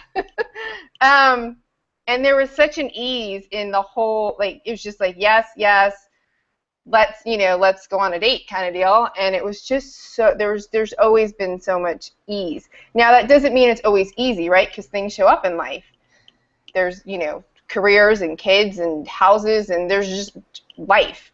So that's not to say that it's always easy, but there's definitely an ease and a playfulness, and the things that I was asking for, warmth and nurturing and kindness and honoring and regard and respect and a lot of sexiness. And when that started to show up, like, there was no, I want to say there was no question because I'm always in the question, but it was like, oh my God, this is such an easy yes. So there was this constant question, and I'm like, it's just yes, over and over again. So that's the beginning. Wow. That is so cool. And the other part to that is someone that could,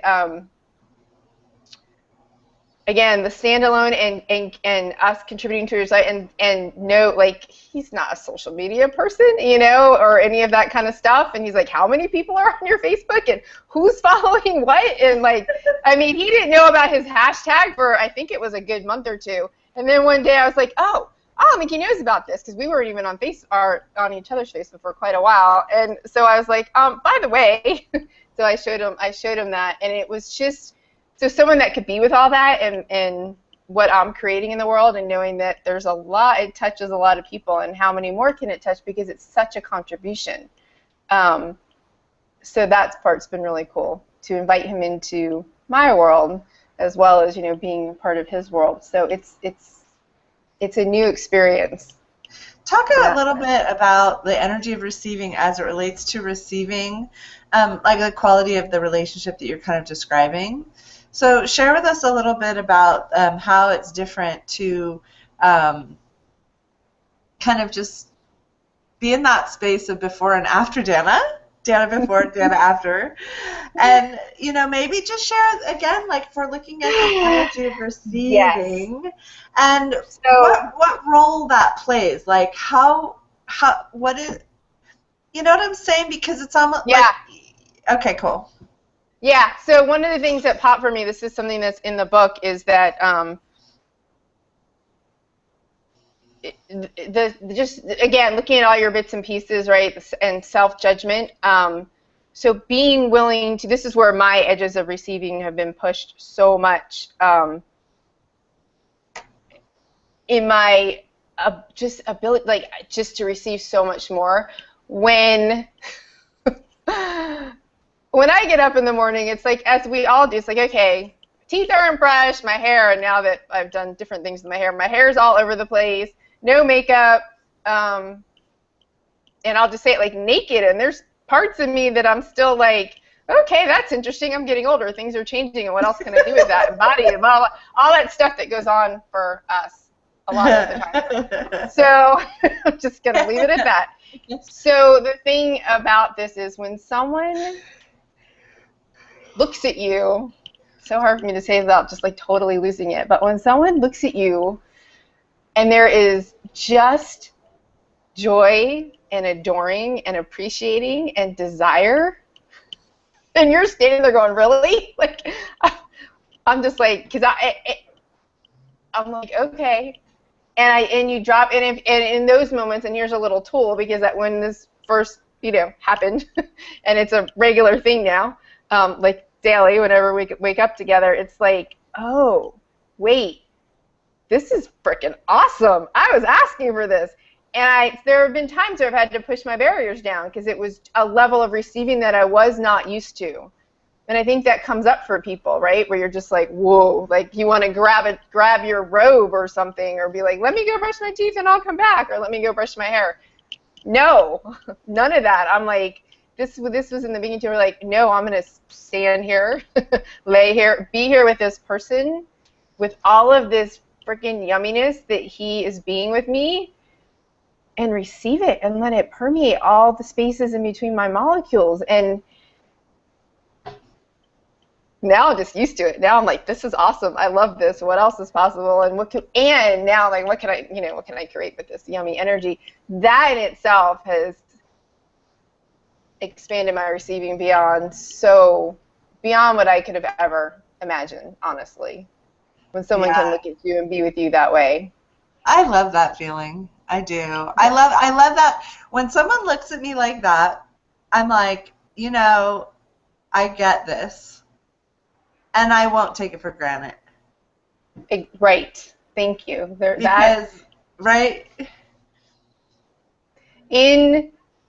To me, gratitude is such a big part of receiving.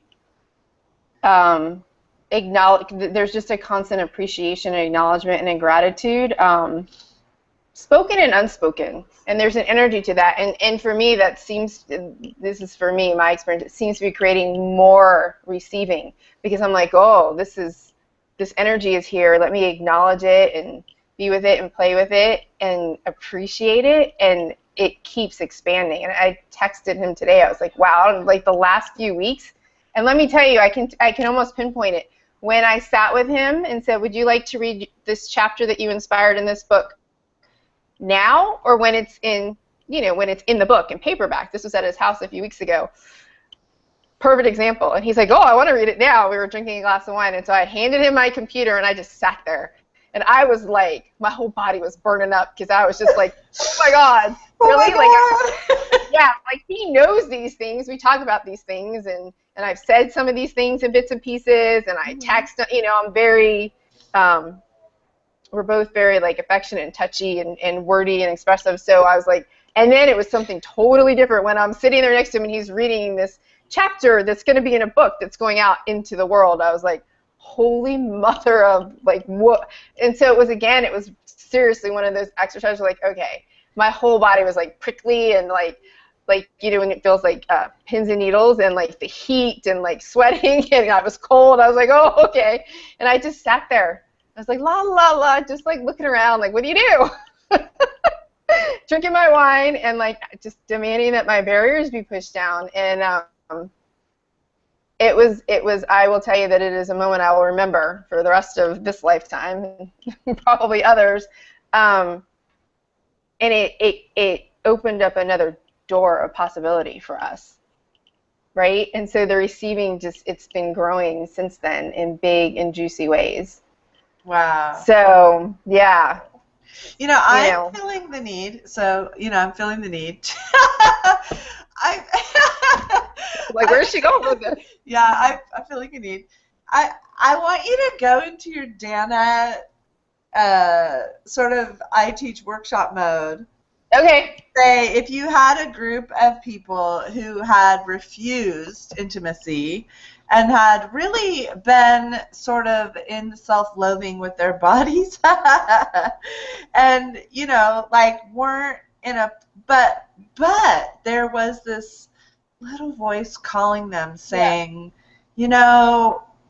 like something else is better, and you also were in a marriage, as many of us have been, where it didn't end up being staying married, and just help us with like, give us like steps 1, 2, 3, like some daily questions we could ask, or just, we've got some time together before my friend Kaarin comes on. Kaarin is coming up next.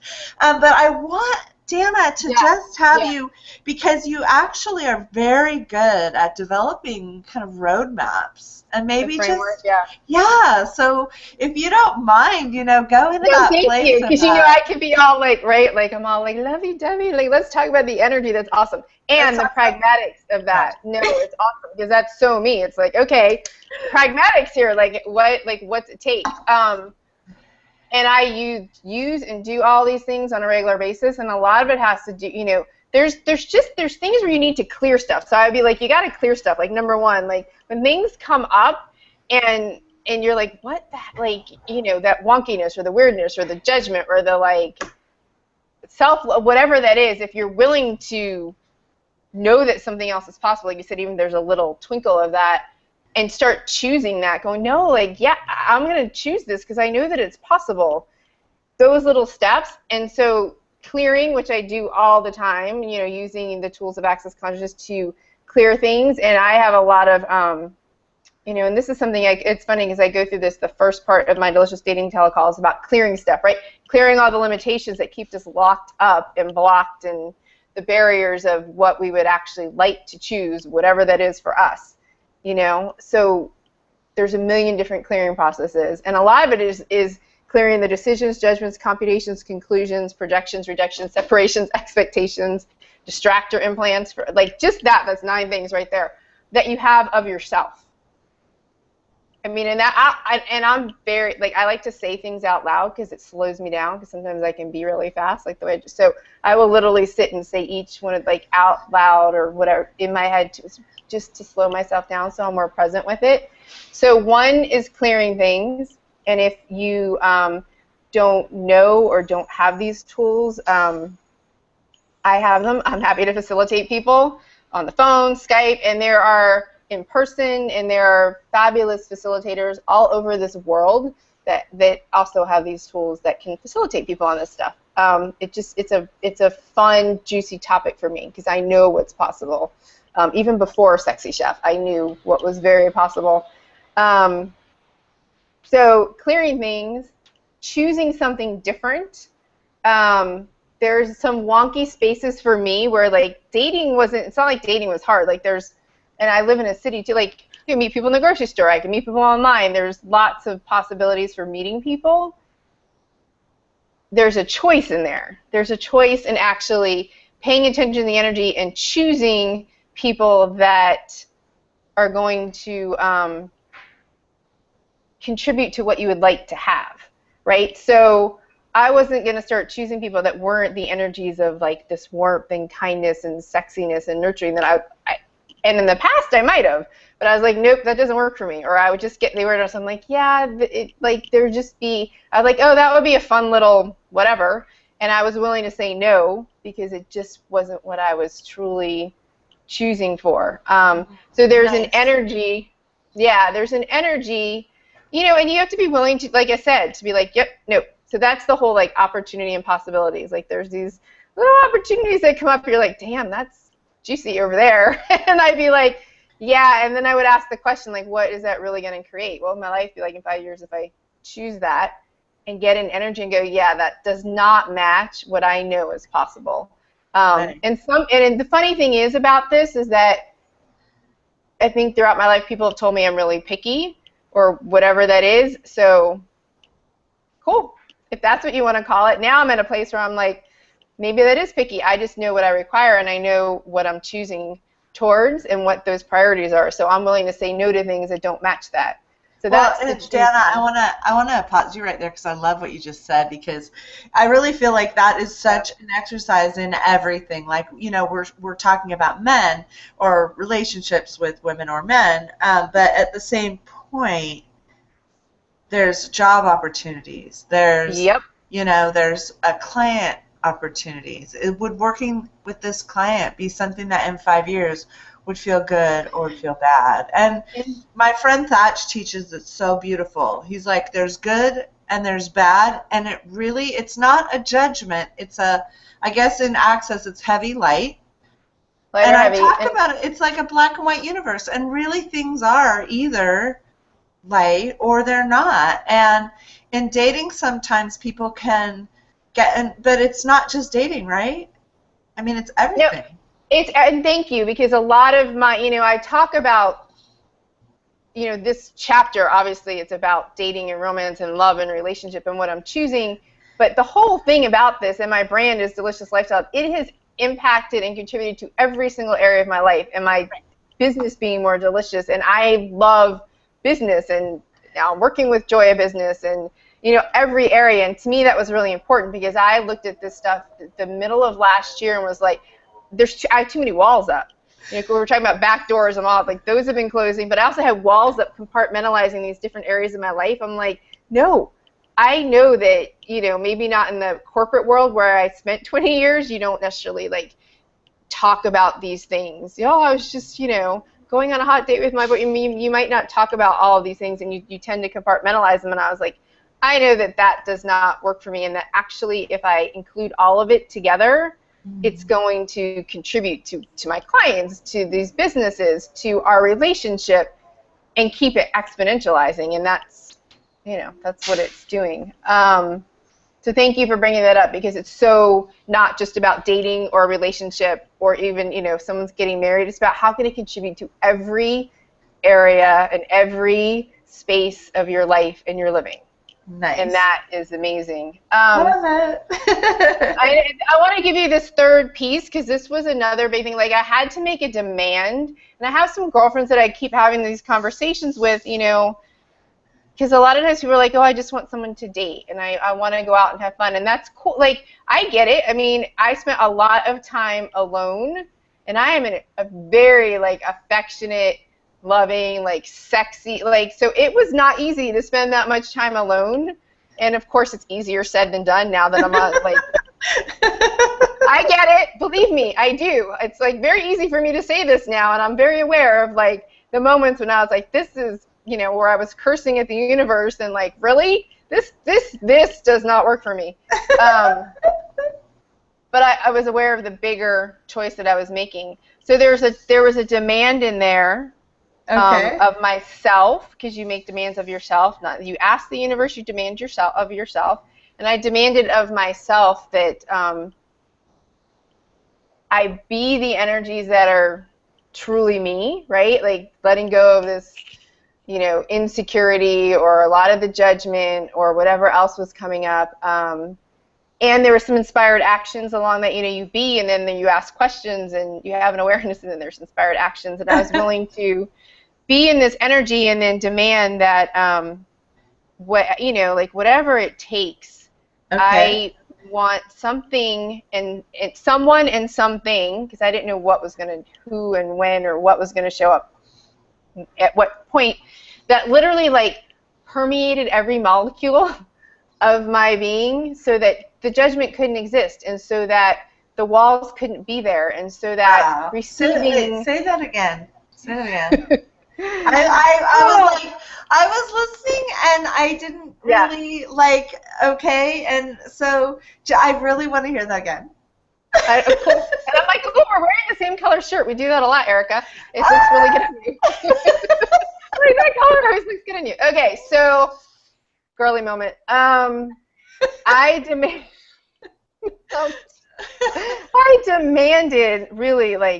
demanded of myself that someone and something, and again, I didn't know when, what was coming in what order. Things and people show up, that those energies and that person, those things permeated every molecule of me, my being, the space between the molecules, so that barriers and the walls and the judgment could not exist, right? Wow. And then that's like, if there's no wall, then you're receiving everything. If there's no walls, and that's how it is with him. And there's some other business that I'm doing where that's shown up. I'm very grateful for having the opportunity to work, or not, it's cross that possibility to work with a really awesome team in Access, and it's like, it's really calling me to, like, no back doors, like Cory and Rebecca were saying, like, bye-bye, like, shut the back doors, be really present, and choose more and create more. And it's not like I will be, like, for me, it's not every second of 24 hours a day. It really isn't. Like, I have friends that I go to for facilitation, and I get my bars run and blah, blah, blah, and I do all this stuff, so it's not like every moment I'm, like, there. And it's so much more than it ever was, and it keeps expanding, because I, like, made that demand of myself to bring those things in. And then I politely asked the universe for it. Danna, I just want to say to you that I remember the very first time I called you, and I saw that you were here in the city in California where I live, and I went, wow, I really want to connect with her. And I have to tell you, every fourth word was corporate America. Corporate America. I used to work in corporate America. I used to be in corporate America. I'm used to being in corporate. I've been in corporate. And I crack up because can you even fathom, like, that language that you used then and then the being that you are now? It's like, that's what I love about the people, all the authors in this book. It's like they truly live opening to receive. It's like, and then they breathe it and they are it. And they're not, it's just like, I look at, like, walking the talk. I mean, do you even get how different you are? Oh, no, I'm very aware. I'm very aware. It's really a blessing. It's so fun. Thank you. It's fun for me, too. Let me tell you. Tell us a little bit Super about. fun for me. Tell us, I let Cory and Rebecca do this. I'm having a lot of fun with you guys. We're having so much fun. If I want to work with Danna, like what that might look like and what you're bringing, and tell us a little bit about the business piece and the joy that you bring, and just kind of share with us like what you'd like people to come to you for. Thank you. And I do love the business piece, and I was very anti-corporate because I spent 20 years there. And going through the Joy of Business classes, with the phenomenal Smo Milicis, like, has changed that for me. Like, I wanted my joy back with all of that, and she facilitated me in a way where, yeah, like, that, being a part of that, and I have so much more joy, like, because I love creating. It's like, I love, you guys know, like, if you've seen the Facebook stuff, Sexy Chef, love all that, love what we're creating. My business is, like, so much more fun now because there's so much, I needed to add more to my day. So for me, and I just launched my new website, and I did a soft launch, and this is me being not a perfectionist anymore. So I launched my website. It's totally redone, and you can get to it like in 3 different ways. You can do dannalewis.biz, DANNAHLEWIS.biz. You can do deliciouslifestyled.com, and then also dannalewis.com, DANNALEWIS.com. So I teach the core access classes. I facilitate those classes. I facilitate my specialty classes, Delicious Dating and Your Delicious Business, and those are telecalls or 1 or 2 day in-person classes. And it would be really fun to, like, what would it take to start traveling and getting to play with people all over the country and world and have people enjoy dating more and whatever that looks like for them. And then I have my phone clients, Skype clients, in person, because I love hands-on bodies too, and the access bars and body processes. Oh my goodness! And let me tell you what a contribution those are to business and your self-care and to relationship. You know, the cool thing, like, Sexy Chef works like 60-something hours a week. He's an executive chef. He works really hard. And when we're talking about our day, I usually, like, have my hands on his feet running a body process or running his bar. Like, it's like, if we're gonna be, it's amazing, you guys. Like, it's so, like, connecting, and then it makes everything else, like, way yummier. I can't even tell you. Well, I could, but I'm not going to because it's X-rated. But it makes everything really yummy. So hands-on bodies and body processes are super fun for me, and I encourage everyone to play with those. So those are some of the things and some of the ways that. So core classes, my specialty classes, one-on-one sessions, in person, on the phone, and Skype.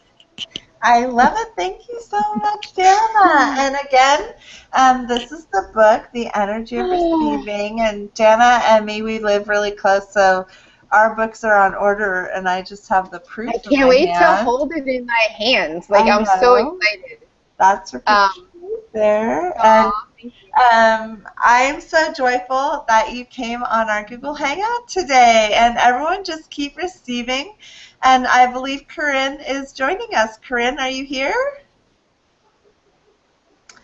Okay, so I see her picture, but I don't hear her voice. I see your picture too. I just said how excited Keep going. to touch the book and hold the book, and I'm so excited to read all the other chapters. It's like, like, the energy of the book is phenomenal. I mean, this is, again, Gary Douglas, the founder of Access, is like, receiving isn't really done on this planet. So how much can this contribute to people just being able to receive more? And I might not have, like, articulated this earlier. Receiving, all this yummy stuff, oh my God, I'll take it 24 hours a day.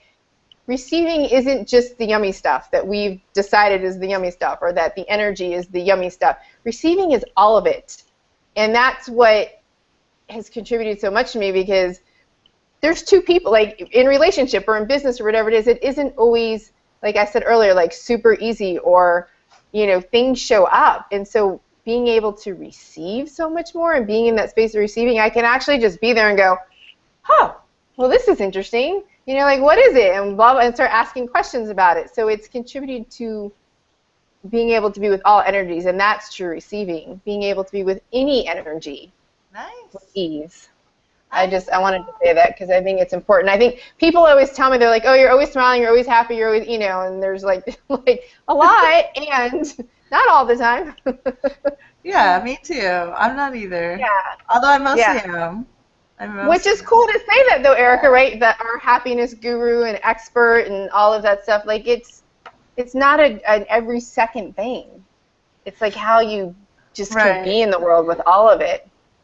Right. It's like one of the things I think that I was interested in as I was learning about receiving was also receiving judgment or receiving the bullshit. Excuse my language. Yeah, no. Receiving the judgment. And so I live in an area where there's a lot of really tiny people. So it's like it's very much from sort of Middle Asia is moved to where I live, and it's like there's very huge preponderance. I think it's like 85% of my area, and so when I go to the grocery store, I'm like 2 times as big as like everybody, and I mean it's okay. I'm in this fully. My kids also go to schools that are 90% Asian, and so they walk in the school and they're not built that way. And so we look at that, and I walk in and I go, judge me. Like I give the permission. I love it. You're like, judge me. To look at my breasts and look at my body and be okay with me. And I look at, sometimes I'll feel these like waves of judgment, and I'll go, how can I receive that? Isn't that strange? Talk a little bit about that, because until we can hear Kaarin, just pipe up whenever we can hear you. But tell us a little bit about how we get around that kind of like judgment that people feel about us, and how we can actually play with that energy to kind of be in a space of that.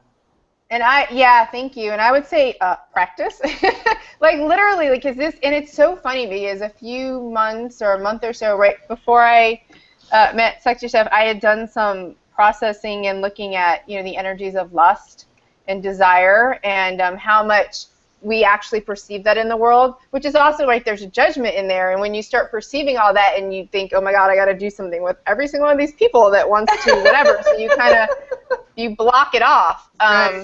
Right. And receiving so much judgment out there. I know she just left you a little note, right? Like it's really cool. And we had this conversation a few months ago, Erica, about this whole as like our body parts being prominent in the world. And our bodies love it. They're like, oh, this is fun. People are looking at me, but we perceive all the judgment that comes with that. So one of the things that I do and that I've done, I did this in New York City a couple of years ago. It was like an exercise in receiving judgment. I was wearing regular street clothes, but just walking through New York City, and I walked for a couple of hours, like up Fifth Avenue, Central, through all these different areas, and I literally was just like, okay, I'm going to force it's the barriers thing, force all my barriers down, demand that my barriers are down, and I'm going to just be with every single voice and thing and judgment that I hear, and the thing about in New York, there's so many of them, I think it all just becomes white noise at some point, but, right. And I was getting, like, cat calls and, like, hit on by, like, businessmen and cab drivers and doormen, and just, like, it was just coming from, like, because I was also willing to receive more. I was like, This is really interesting. But that's just, like, I challenge people. I mean, to me, that's, like, a fun, if you can have fun with it, like, that's a fun exercise because it's all crazy. It's all judgment, and judgment isn't real. So you put 10 people in front of you, and they're all going to have a different judgment or point of view, and it's like, really? Okay. Cool. What else? Exactly. Really like, what is it you think that really gets people stuck and stopped from receiving, like, who it is that they are or their own gifts? Like, I looked at someone in the eyes the other day and I go, you've forgotten the gift you are. You've forgotten the magic that you truly are. And he looked at me and Can you hear me now? There she is. I can hear you.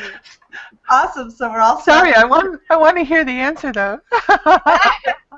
Go for Hi, it. Kaarin. Nice to meet you. Hi, Dana. Very much. Yes. Oh, yay. So go ahead, Danna. What is it that people are like not willing to see or receive in themselves?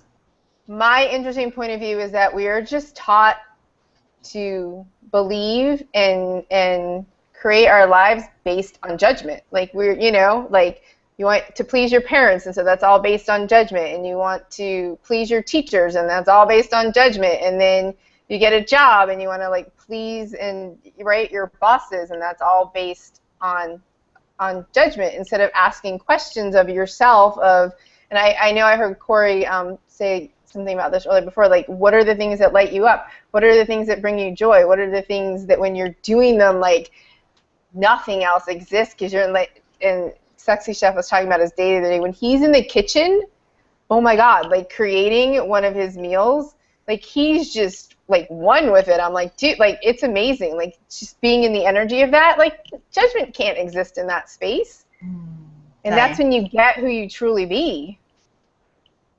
I love it. So thank you, Danna, for coming. Everyone go check out, Danna has a new website. So tell us that URL one more time. Well, you can choose from 3. I'll just give you this one.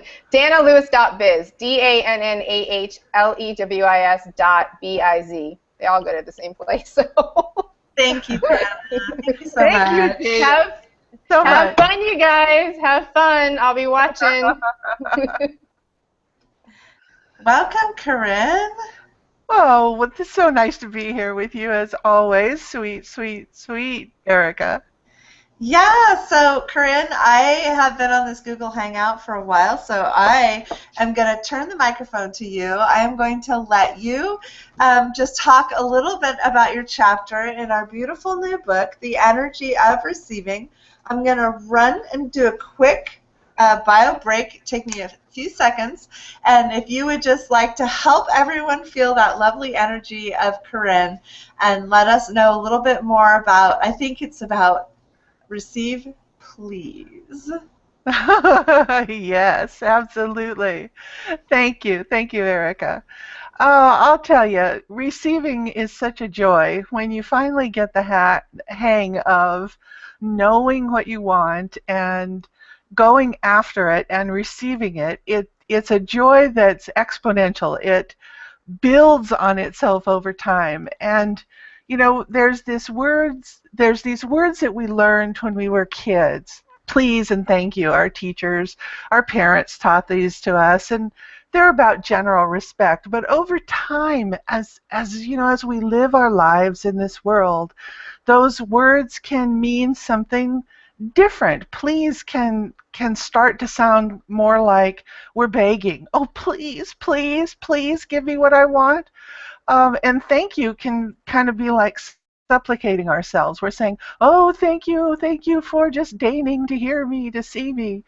And it's receiving has nothing to do with begging. It has nothing to do with supplicating ourselves. So what I'm purporting is that we take these words back, especially please, and realize that please has more than one connotation to it. There's the please we say when we're asking another person for something, but that word also means to be pleased.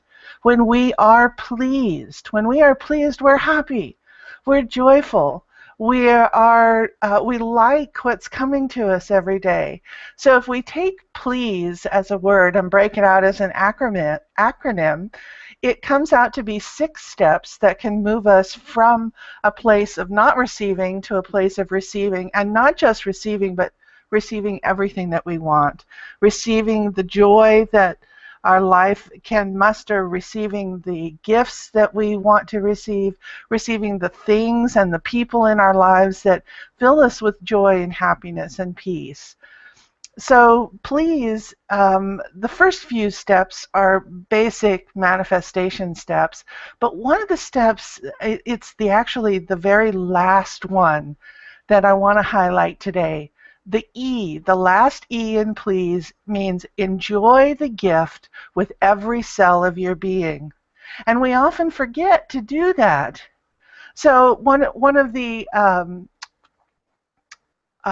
examples that I bring up in my chapter is that, say we ask the universe to provide us with a new food processor because we really love to cook and we need a new a food processor. So when the food processor comes, do you set it aside, still in the box, and just go, okay, great, I received that. Now what else do I want? No, you take it out of the box, you look at its shiny self, you found a place for it on the counter, and you set it up, and you're all happy about your new food processor, and then what do? Do you just stare at it? No, you use it. You put in the blades, you pull out the veggies, you whip it up, you make a new dessert maybe you couldn't make before because your old food processor was broken, and then you eat it and you enjoy it and you love it and you're like, oh, I am so happy for my new food processor because now I get to enjoy this lovely food that is, and you can give it to other people. Anyway, the whole point is this is what you do with a gift. But we're not geared to do that with the gifts that we receive that aren't themes like that. How about we receive a compliment from somebody else? We're really looking to up our self-confidence and understand whether we're helping the world, if we're truly being in service the way we want to be in service. And somebody gives us a compliment. Our first reaction often is to go, oh, well, thanks, but, thanks. And what we really want to do is enjoy it with everything that comes from our heart, every bit of us. The more we enjoy and use the things that we receive, that's the signals back to the universe that the universe did good, that the universe did give us what we were looking for, so it can give us more. Well, and I love that because, some of the things from the movie The Secret, some of the things that, a lot of the self-help population kind of went into, it didn't work for me, I didn't get enough. And one of the pieces is that what you focus on expands. And so in that space of receiving with a full heart, receiving the joy of a new book, receiving the joy of people to work with that you adore, receiving a new client, when you do ask, and like Kaarin said, I just want to really point this out, and it is answered. When you ask and it is answered, be in that. I'm just kind of like saying it the way you said it, is like take it a step further, like fully be in the space of thank you. Not, oh, wow, I asked for the lottery and I got $2. I found a $5 bill. And that was something that's so funny, Kaarin. I can go back to Kaarin and I met through a friend of ours, Matthew Ferry. And I remember he said, if you find a penny, sit there and go, thank you for this penny. Indeed, yes. Right? Like, yes. Oh my God, how beautiful is that penny? Thank you. Really just have a little bit of an effusive emotion, right? It's like, and I feel like that's the magic of what you're saying, right? Yes, absolutely. It's all about passion. Passion comes in at the beginning when we ask for the item. We have to bring our passion to bear so that our thoughts and our visions become sparked with life. That's what passion does. It sparks our visions, sparks our desires. So we have to bring it up then, but then we don't lose our passion. We bring it up again in the end when we do receive. The passion comes back up with that joy, that happiness, and the thankfulness, the appreciation of what the universe was able to provide for us. Nice. Yeah, I agree with you 100%. My mother, I love to point to my mother sometimes when I talk about this, because she spent her life finding pennies, nickels, dimes, sometimes a quarter, and she would get so excited when she would find a quarter on the ground when she was out for her walks, but she always brought them home, and she always looked for them to see, how is this penny different than the penny I saw yesterday? Is it shinier? Is it not shinier? And my mother is one person I know that never had money troubles. She just didn't. She always had what she needed and a little more. And I think that's part of it. I do too, right? I mean, what could be more magic than that? Exactly. Beautiful.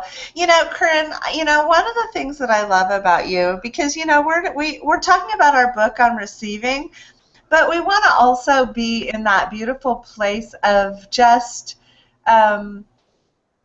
if I'm, tell us a little bit about sort of wanting and receiving and how, like that, like desire or wanting, kind of just take us from that bridge of that and how, like, you know what I'm talking about? Like, I'll Yeah. see like that house over there or that, but then how do I actually receive it? Like, how do I actually shift into someone who's big enough to be in the energy of that which I feel like is over there?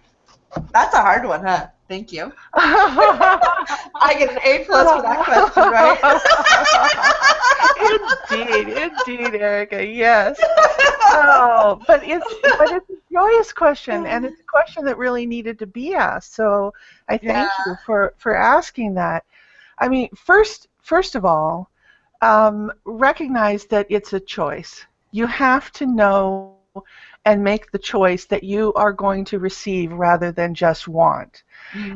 A teacher that I used to work with a lot, I still do when I can, said to me once, do not be like the Sufi in the desert, who is always, always looking, for ye shall never find. And that's it. You have to be willing to receive. You have to be willing to know that what you're looking for, what you're asking for, can be provided and will be provided if you sit back and ask for it clearly. One of the things that happens when we just want is we're not actually ever telling the universe, I want to have this. We're saying, I want to look for this. I want to try and find it. Well, that doesn't cut it with the universe. The universe first goes, oh, okay, you want to go try? Go ahead, whatever. There's no skin off the universe's nose. Right.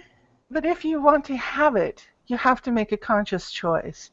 And the very, very, very first step is picturing what you want. You have to be able to see it in your mind's eye. And not only have to see it, but you have to be able to see it with you, in time, wow. in space. I love it. Thank you. Yeah.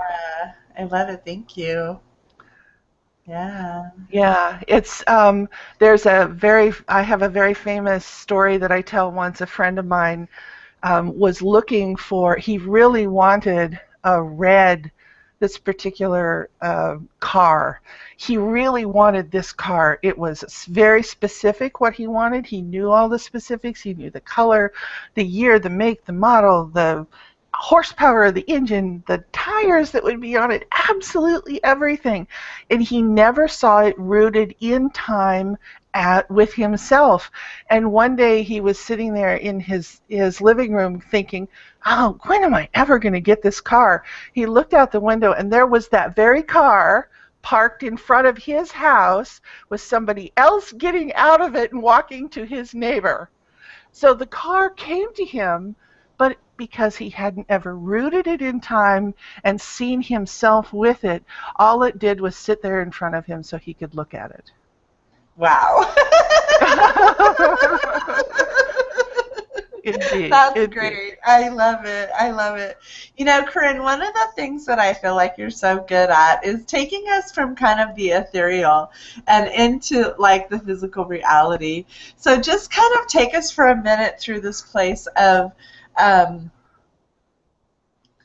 energy blocks. Like, what stops us from receiving like all that we're seeking? Like, what are some things that stop us from? I can't hear you. Okay, awesome. So, and Angela is joining us. So Angela will be on Welcome, next. Angela. Hi. Yeah. Hello, how are you? Very good, very good. And yourself? I'm great, and I'm enjoying the energy of receiving. Excellent. Yeah, so Corinne, tell us kind of what what is that sort of mud muck crap, and what are some things we could do between us and that receiving to free that up? Oh, I know how to answer this one really well. Yeah, because I've been there, done that, right? So first of all, of course, we have all of our things like unworthiness. Maybe we don't feel like we're worthy to have what we want. Maybe we don't think we're talented enough to create it. Maybe we don't have trust enough in the universe to work with us. All of these things can come up, but the truth of the matter is when you get down to the nuts and bolts, those things really don't matter that much because there are simple ways to get past those fears, doubts, and anxieties that come up for us. When you're picturing the item that it is that you want or the situation that you want, and you're fleshing it out with all of the things that it's going to do to you in your life, how it's going to look, how it's going to feel, how it's going to smell, what is this really going to do in my life, and how am I going to feel when I get it? That's all good. That's what you need to do. You got this real strong vision, and you put into the vision time. It's time oriented. So maybe there's a calendar on the wall or a clock on the desk or someone in the scene of the vision that you're asking for has talks to you and tells you what time of day or what day it is. But you root it into time and you see yourself in the vision with the thing or the situation that you're looking for. Now, this is all good. This is our vision. Some people do it with a vision board. Some people do it just in their mind. Well, what happens if we have all of these things inside of us, self-doubts, non-trusting, I'm not worthy of receiving this, all of these things, these are all fear-based emotions. And so when we're creating this vision, we're imbuing it with some of our fears. Now what happens when we move to the next step, which is the passion step and feeling it and really pumping it out there and saying, universe, this is what I want you to bring to me, our fears are going out with it. And that takes some of the power out of it. So here's what I tell people to do. You create that vision, it becomes like a hologram. The vision becomes a hologram, and what we know about holograms in this three-dimensional world that we live in is that every little piece of the hologram carries the whole with it. So we pull just one little piece of the vision out and we concentrate on that, and the piece that we pull out is a piece that we know we don't have any fear around. Nice. For me, a couple of years ago, I had something I was trying to manifest with one of my business partners, and it was an elaborate vision of a situation I wanted to bring up, and I know I had fear about whether I was going to be able to live up to this vision. So what I pulled out of the vision was just the piece where I call him on the phone and say, "Oh my God, my friend, we did it, we did it, we did it." And that's the only piece I visualized. When I sat down to do my actual manifestation, all I saw was me calling my friend and saying, "Oh my God, we did it, we did it, we did it." And lo and behold, it manifested like that. I love it. Well, Kaarin, I want to thank you so much for coming on board with us tonight.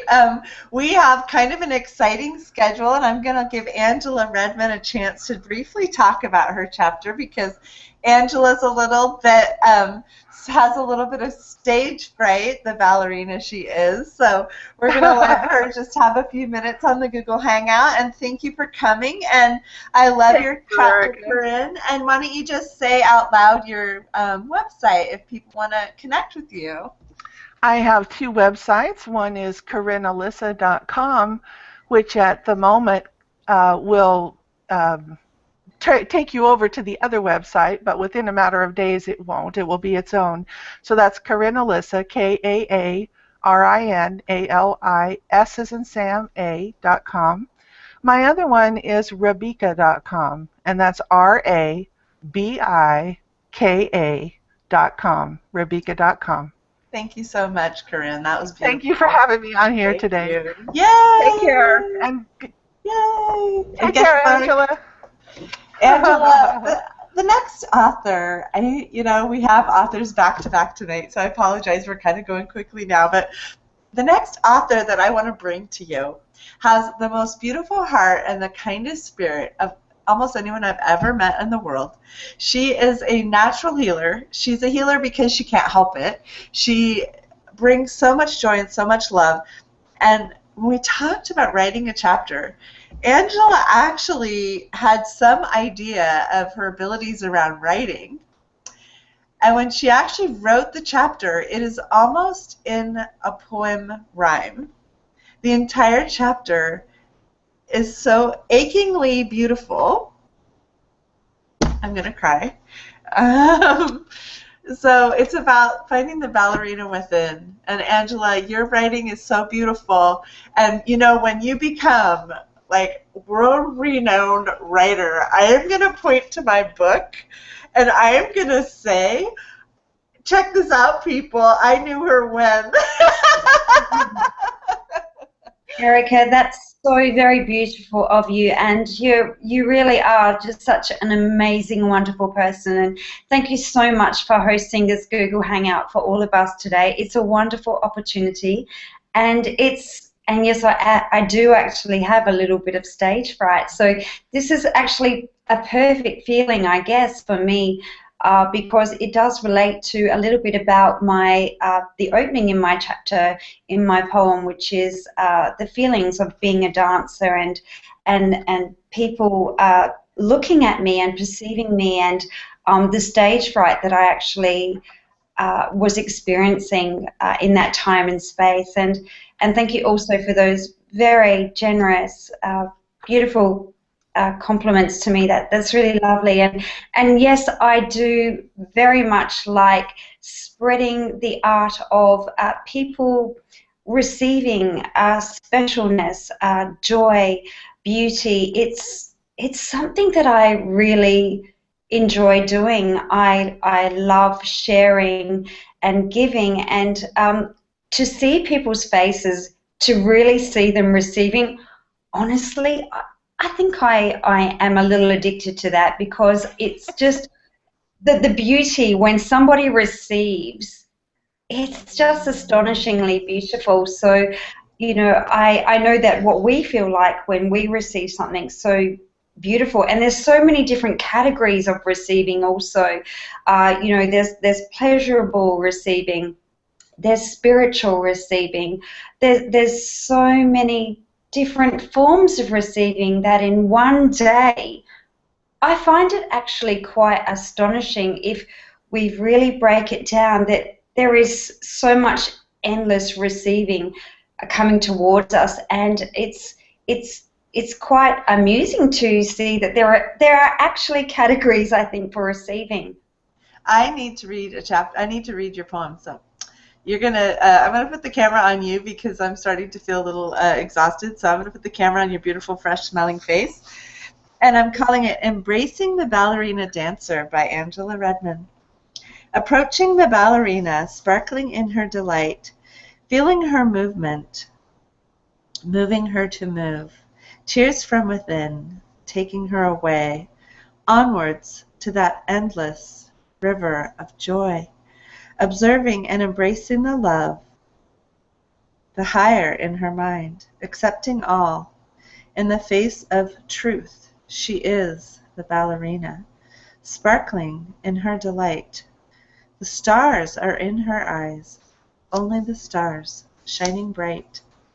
It's okay to feel the ballerina. It's just a feeling of delight.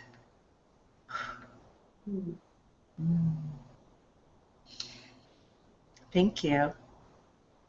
You're very welcome. You're very welcome. And, when we talked about actually my contribution to this amazing, beautiful book, what I actually thought I was going to write was so very different to when I then sat down 4 days later and the space, and what came through from the amazingly abundant universe, because we really do have an amazingly abundant universe. We really do. And it's amazing when we give ourselves the space and the time to really receive. We receive so much, and we are so worth it. We are so worth it. It's very important to receive. I would say to you that in a lot of ways I had a little trouble receiving in the world because I was so wanting to give in my life, which I loved giving. Giving is a wonderful feeling. But I found in some parts in my life that receiving actually was a very intense experience for me. I'm not sure why that was, but it was very intense because receiving just really expands you from the inside, that you feel that you move into all of the spaciousness within your being, and it's an incredulous feeling. And I encourage you all to really be open to receiving more of who you are and more of that is there for you to receive in our amazing world. Just even looking out of your window or being in a beautiful park, sitting in a beautiful park at lunchtime and receiving the most amazing gifts of beautiful natural settings is just, it really does fill you up. It can be, receiving doesn't have to cost anything. There's just so much to tap into around us at all times, and I really encourage you, even just today, what can you receive today? What can you receive? Right? And it just comes. Yeah. You know, in that asking of that question, Angela, that feels really beautiful to me. And so I just want to also maybe just share that in that asking of that question of opening to receive, like, what can I do today to open up my receiving bigger? What can I do today to step up higher, to help people in a bigger way, to be more of myself, to understand more of my gifts? I feel like people get stuck in, like, if I could receive more, then I would have more. But it feels like there's a piece missing there, like in the ask. I love that. So, yeah, that feels really good. Thank you. And I feel that what a lot of people do have trouble with is receiving. Oh, am I taking too much here? But really, you can have as much as your capacity for receiving. So I guess asking yourself the question too: what truly is my capacity for receiving? What is truly my capacity for receiving? Tell us a little bit, Angela. One of the things I love about you is this health thing that you have. So tell us a little bit about how you look at flowers and the energy of flowers, and you look at herbs. And when I met Angela, she's like, Erica, how much water are you drinking? Thank you. I'll drink a little more water. And tell us a little bit about that. I think it's something that you do that I don't even know if you know how well you do that. So tell us a little bit about receiving health, because honestly, it's just something you do so beautifully. Thank you, Erica. Receiving your health and wellness is very, very important, and I make very big deposits into my health and wellness. It's something that I know that the benefits are just truly remarkable, from whether it's your daily water intake, to your food, to your exercise, to your sleep, to so many things on a daily experience that we can give to ourselves, that we can then actually undertake an abundant amount of receiving, because I think your body is very, very important. Your body, your temple, your vessel. It's a really important space to look after. So whether it's using aromatherapy, I'm a big fan of aromatherapy oils, the flower remedies, which there are flowers from all around the world. I'm in Australia. We have amazing flower essences that we can tap into for self-healing, for the art of receiving healing for ourselves. We can do a lot for ourselves, our own innate receiving on a daily basis, what we're contributing to in our environment, in our home, to really receive wellness. We can do a lot for ourselves. So I would really encourage you all to step into how much more receiving of your health and wellness that you can actually do. You will know, the universe will guide you. You'll get that guidance. Yes, I can receive more if I do this for myself, this step on a daily basis. And I really encourage people to do that. I've been in the wellness industry for over 15 years, and your body is very, very important. So I would encourage that on a daily basis very, very much.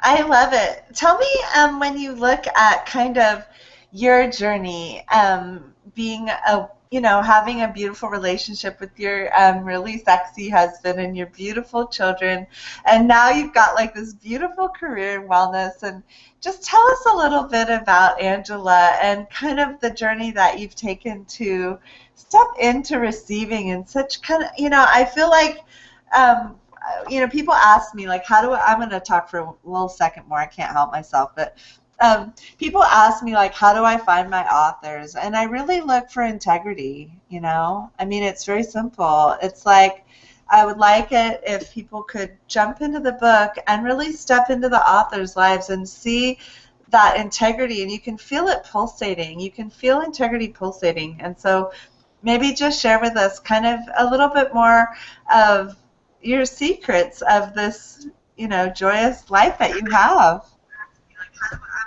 And Josie's up next. Hello, Josie. I've always had an incredible amount of happiness, and I guess also a willingness to give to people around me. And I believe that what is important is that to have a special man come into your life. I've been married to a lovely man, Dennis, for it'll be 19 years this year, dating 2021, and it's very special and very sacred. So I like to make incredible deposits to my family. They are worth it to receive that blessing, to have found somebody that has come into your life, and it's a very sacred union. So the art of sacred union is incredibly nourishing. It's very nourishing. The same with your children. I look at my children now and I think to myself, oh my gosh, they are so big and beautiful, nourished. It's a wonderful thing.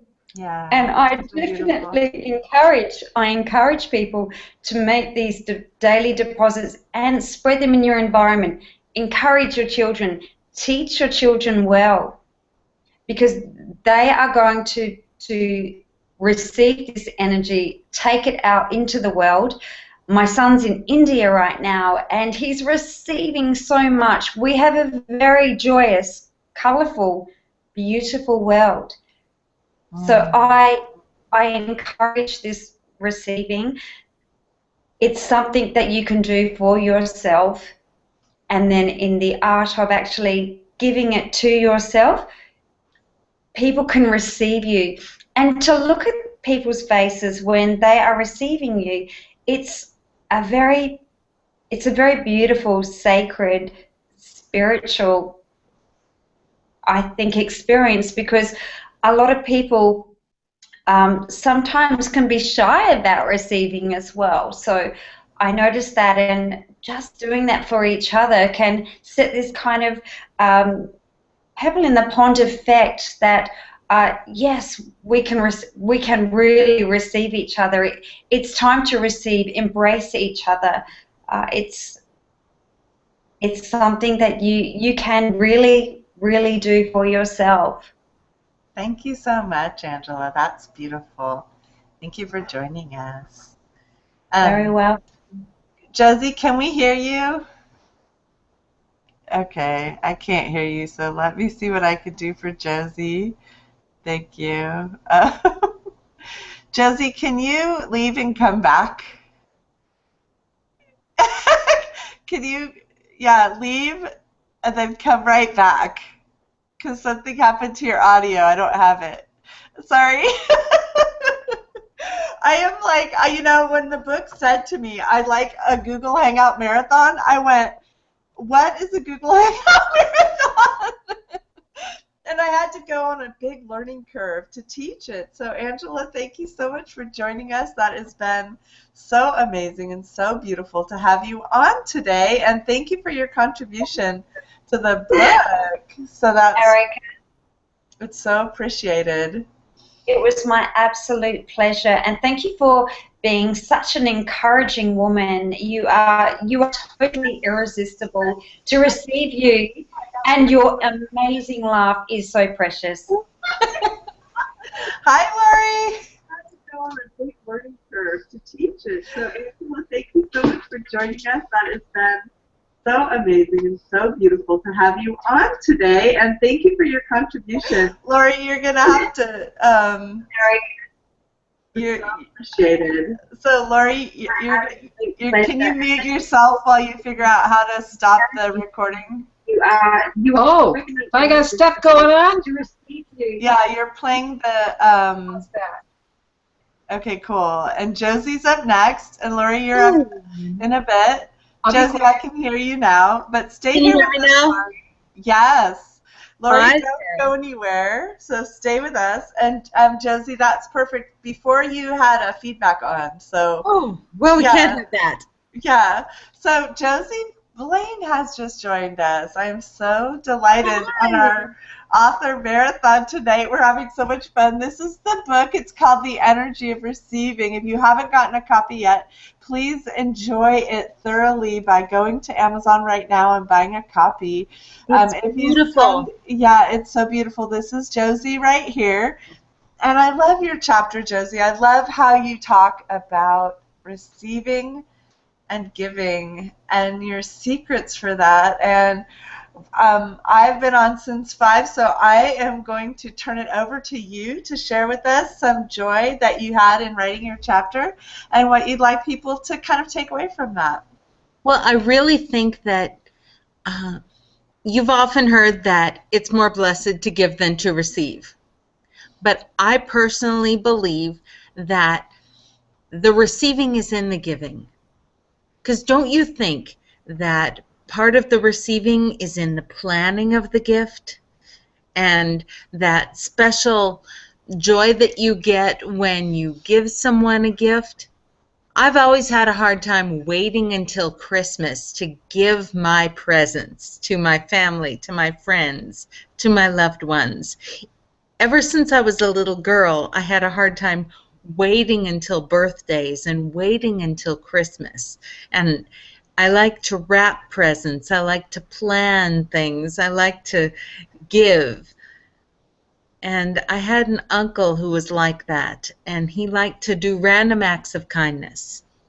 And I just really believe that if you are a giver, if you like to give people things and moments of yourself, that it comes back to you in the most beautiful ways. Thank you for that. That's beautiful.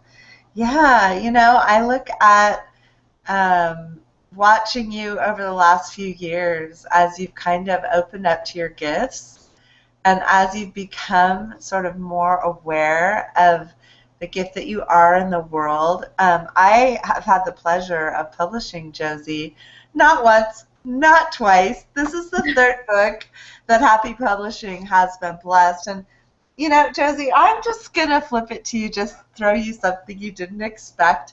Tell us about something about Sophia and the gift that that book is in the world. And tell us a little bit about the inspiration of that, because that book, there's just something about that book that was so beautiful and so magical. And just share with us that story real quick, because I love that story. I'm the publisher, but I still love it. Right? There is something about Sophia because she keeps coming back, doesn't she? I know. Sophia was my great-great-grandmother. And there was never really anything written down about her. So about 5 years ago, I asked my grandma, well, what about Sophia? Because the history of my great-great-grandfather is pretty well documented. He was one of the very first settlers out here on the prairie, and Grandma said to me, well, in those days, women were just kind of around to have the babies and to help their husbands on the farm. And I said, well, that's not fair. Let's give her a story, because once I'm gone from the earth, you know, my cousins aren't really talking about her a lot, so Sophia needs someone to record her history. And I have her piano, I have various items of hers, so I need to be responsible for Sophia. And I think she would appreciate that. Wow. And Grandma said to me, well, we do know that she was terribly, terribly nice. And I loved that. So I took a piece of paper and I said, let's get going. Give me something about Sophia. We need to write it down. So that was the title. Wow. And people like that book because it's about all of us. It's how we all came to be where we are. How did our grandparents come here? I love it. You know, the other thing that I thought was so cool about that book was like the strong woman settler, you know, in the Dakotas, and you know, it's like the power of women just even centuries ago. I Hey, love let me that. tell you, Yeah. nothing would have gotten done if it wasn't for the woman, you know, making dinner, doing the laundry, rearing children on the prairie, you know. Yeah. Well, Josie, it was so wonderful that you could stop by our Google Hangout on Receiving. Oh, and it's so gorgeous. I'm so proud of that book. I know, it's so beautiful. So everyone go buy the copy. We're having our big book launch in the next 24 hours, so it's time to go buy the book. And thank you for coming. And Lori, are you ready to chat with us? You can unmute yourself. I am. Oh, and it stopped, so that's perfect. Thank you. Just right? Can you hear me? Yeah. And Josie, you're welcome to stay with us and ask questions of Lori. Well, I'm glad I met Josie because, you know, my favorite things is 2 books that I published regarding grandmothers. Oh, nice. And I have 4 more in the works. So wow, that's right. What a small planet, huh? Yeah, it's super. You got to give power to those women. Yeah. You know, they were the ones who made us here. So, yeah. You know, Erica, thank you so much for asking me to participate as an author. I really had a lot of fun doing this. This is the first time I've ever done this. And let's talk about the energy of receiving. Yeah, and you know, I'm going to pause and introduce you a little bit. So I met Lori. Lori is part of a writer's group, and we connected pretty quickly and easily. And one of the stories that Lori told me about was what happened for her after a sudden loss of a spouse whom she had loved, and all the changes that happened in her life, just huge amounts of change that happened, some of the steps and things she went through. She talked about the energy of receiving and really healing, and maybe just take it from there, Lori, because it was just very beautiful.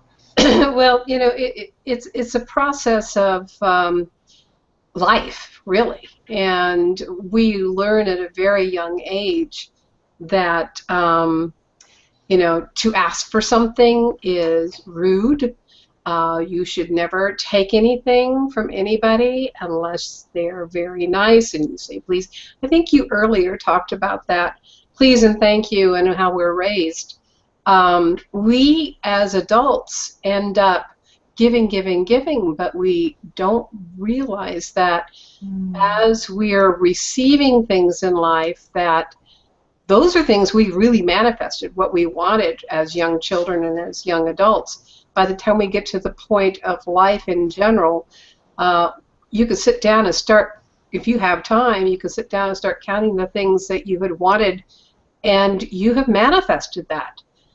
The important thing about the receiving end is you have to take a deep breath and realize that what happens is a process of you asked for it, whatever it is that you're receiving. And if you choose to receive something in great happy energy, which is what all of us are here trying to do, that we realize that, oh my gosh, you know, if I can be grateful for what I just received and continue on that process, there's so much more that will come my way. Nice. And so we have to open up our arms to whatever it is. And in my book, and I think it's kind of fun, I love to put numbers together, and you chose me as chapter 11. And so I'm gonna go grab your other book really quick. So okay. Keep talking, entertain us. Yeah. So chapter 11 is 2 numbers, and those 2 numbers represent spirituality. The number 1 does. So my process of becoming a widow was difficult, like most, but as the process moved forward, I started to understand that what I had learned in my previous life doesn't necessarily, thanks for putting my book up, doesn't necessarily mean that you have to be, and this is actually for the previous author that was just talking, was her name Josie? Yeah. That women, when their husbands died, they had to wear black. Many cultures in the world is still, the widows of India are not treated well.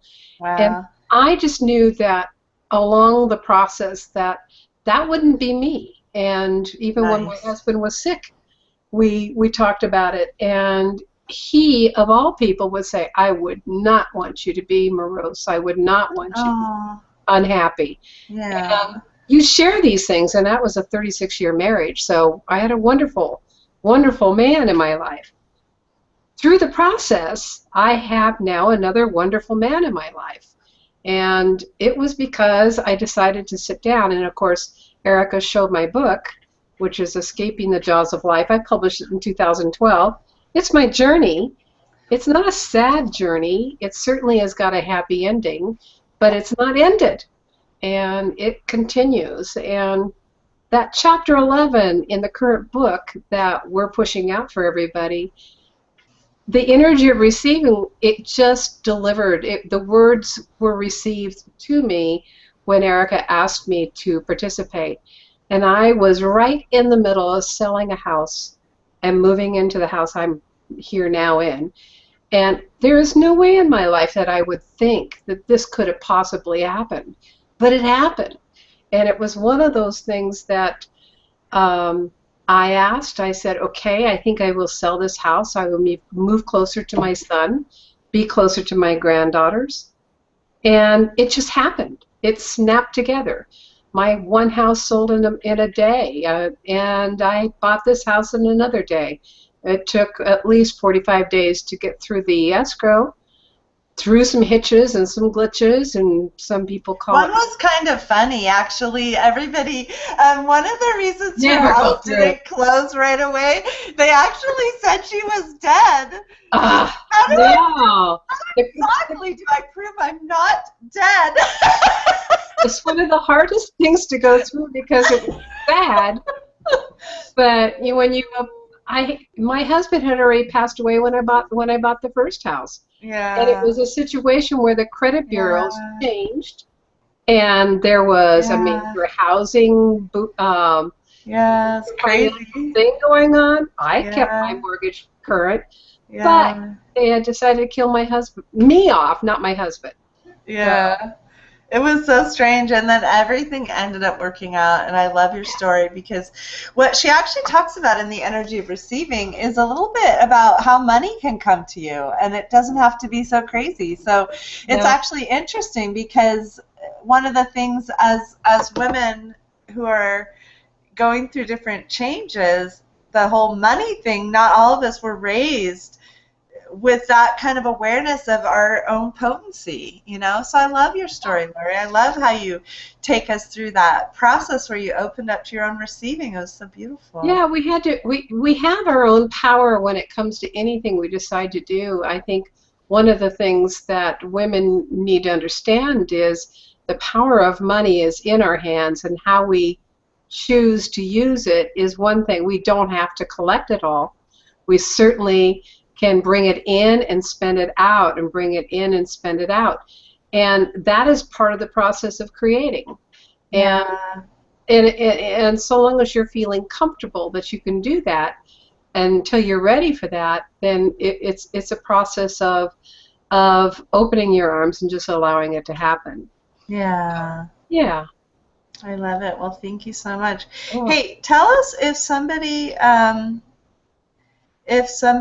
was interested in becoming a writer, what would you tell them? Like, tell us, because Lori, you've really done this. I mean, you do this. This is one of your gifts in the world, and you're such a beautiful author, and you're such a dedicated writer, and maybe just give us some like 1, 2, 3s on that, because some of the people listening could have that sort of, hey, what if I wanted to become a published author? What would that be like? I would tell you 7 years ago that I would never have thought I would be telling people online that I'm an author. That's one thing. It is unbelievable to me that I can say, oh, I'm an author. And it took another good friend to tell me, don't you know that you're an artist? I go, huh? I'm an artist? Well, an artist and an author go hand in hand. But part of the reason that people have stories is we enjoy reading books so much. But then we also are creating our own story. And our stories are not boring.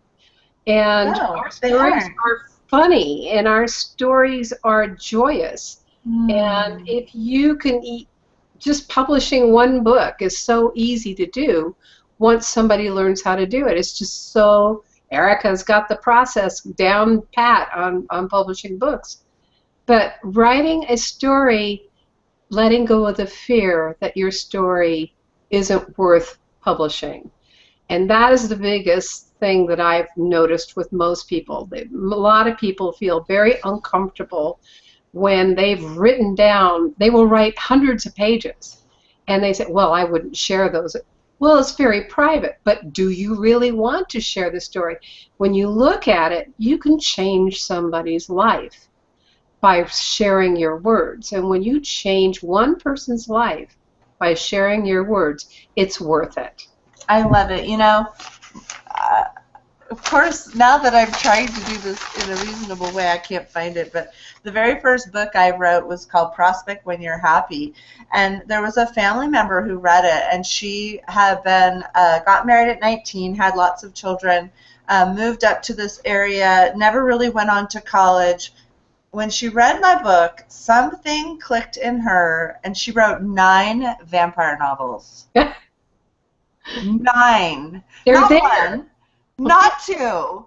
And she is so prolific now. And there was just something when she read my book. So if no one else on the planet ever reads that first book I ever wrote, which luckily more people did read it, but if that was the only person who shifted her reality because she saw that I could write a book, if nothing else changed, she wrote 9 books. Really? I mean, oh my gosh, you know, it's like if Lori, if you writing your book about your experience with, you know, I love it, Escaping the Jaws of Life, A Widow's Journey to Happiness, and now she's written a new chapter in this book about money and receiving, and think of the lives you're changing just because you got past that, what is it that I have that's different? I love it. Right. Thank you for that. It was beautiful. Well, thank you for inviting me on, and you know, is share anybody who's out there who's writing and wants to publish, take the jump, because it can be done so easily. And think of it this way: Elizabeth Gilbert wrote 2 other books before Eat, Pray, Love became a phenomenon. And those 2 books sat on bookshelves and in libraries for years. When her Eat, Pray, Love came out, it just skyrocketed. She became a multimillionaire overnight, and she even to this day humbly says, I can't believe I did it. But the process was her journey, and when she wrote something that was so honest, that so many people related to it, then, and it changed many people's lives. Think of the people who have jobs now because they go on Eat, Pray, Love trips. Wow. You know, India, and that happens all the time. There's a whole industry on that. Yeah. So it's I have another story I like with Neil Donald Walsh, because he'd started writing the Conversations to God, and he walked by a self-help bookstore, and he looked in, and he said, "Oh, there's so many books, I don't need to do mine." Wow. You know. Robin is doing the same thing I did. Yeah, Robin, you're gonna have to mute The Google Plus. you're gonna have to mute the Google Plus because we can hear it on time delay. Okay. Sorry. And we can't see your face yet either. Maybe she there she is. She's got 2 of her. There she is. Okay, cool. Yeah. All right. Well, anyway.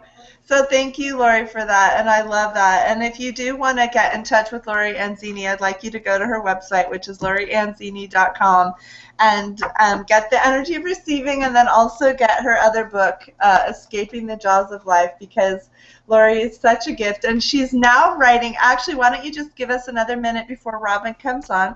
Now that we've got technology working a little bit more in our favor with Robin, who's on another part of the whole planet, tell us a little bit about the Grandmother series real quick. Oh, yeah. Well, I have published 2 small Grandmothers series, and these are as the previous, I think it was Blake, or I don't know what. Josie Blaine. Okay. It was one of those things about my grandmother, and I always wanted to write about her, but I decided, because she had been a widow twice by the time she was 56, and she had something to write about. I wanted to make a person out of her, at least for my cousins and for my granddaughters. And the women, I had done genealogy I've done genealogy for 30 years. My whole line goes back almost 2,000 years. And I looked at these different women. One was actually a Quaker, and another one was a Pilgrim, and another one was a Tennessee hillbilly. I mean, and one walked across the United States on the Oregon Trail, who I just finished. That was my husband's great-great-grandmother, and we have all the records and everything, and the essays were written. So I decided to publish them, and so I've got 2 published. I'm almost through with my grandmother, and I have 3 other grandmothers, and it'll be a compendium of my book called Through My Grandmother's Eyes. Oh. And these are real ladies who went through real things, and I have been able to create their stories, trying to keep it in the essence of what was happening when they were alive. So, yeah. Awesome. Well, thank you, Lori. Thank you for joining us, and we are going to turn it over to Robin James. Robin, how are you? I'm fantastic, Erica. How are you?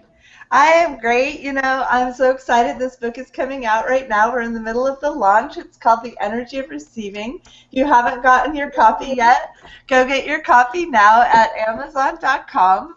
The book is exceptionally beautiful, even though I am the publisher.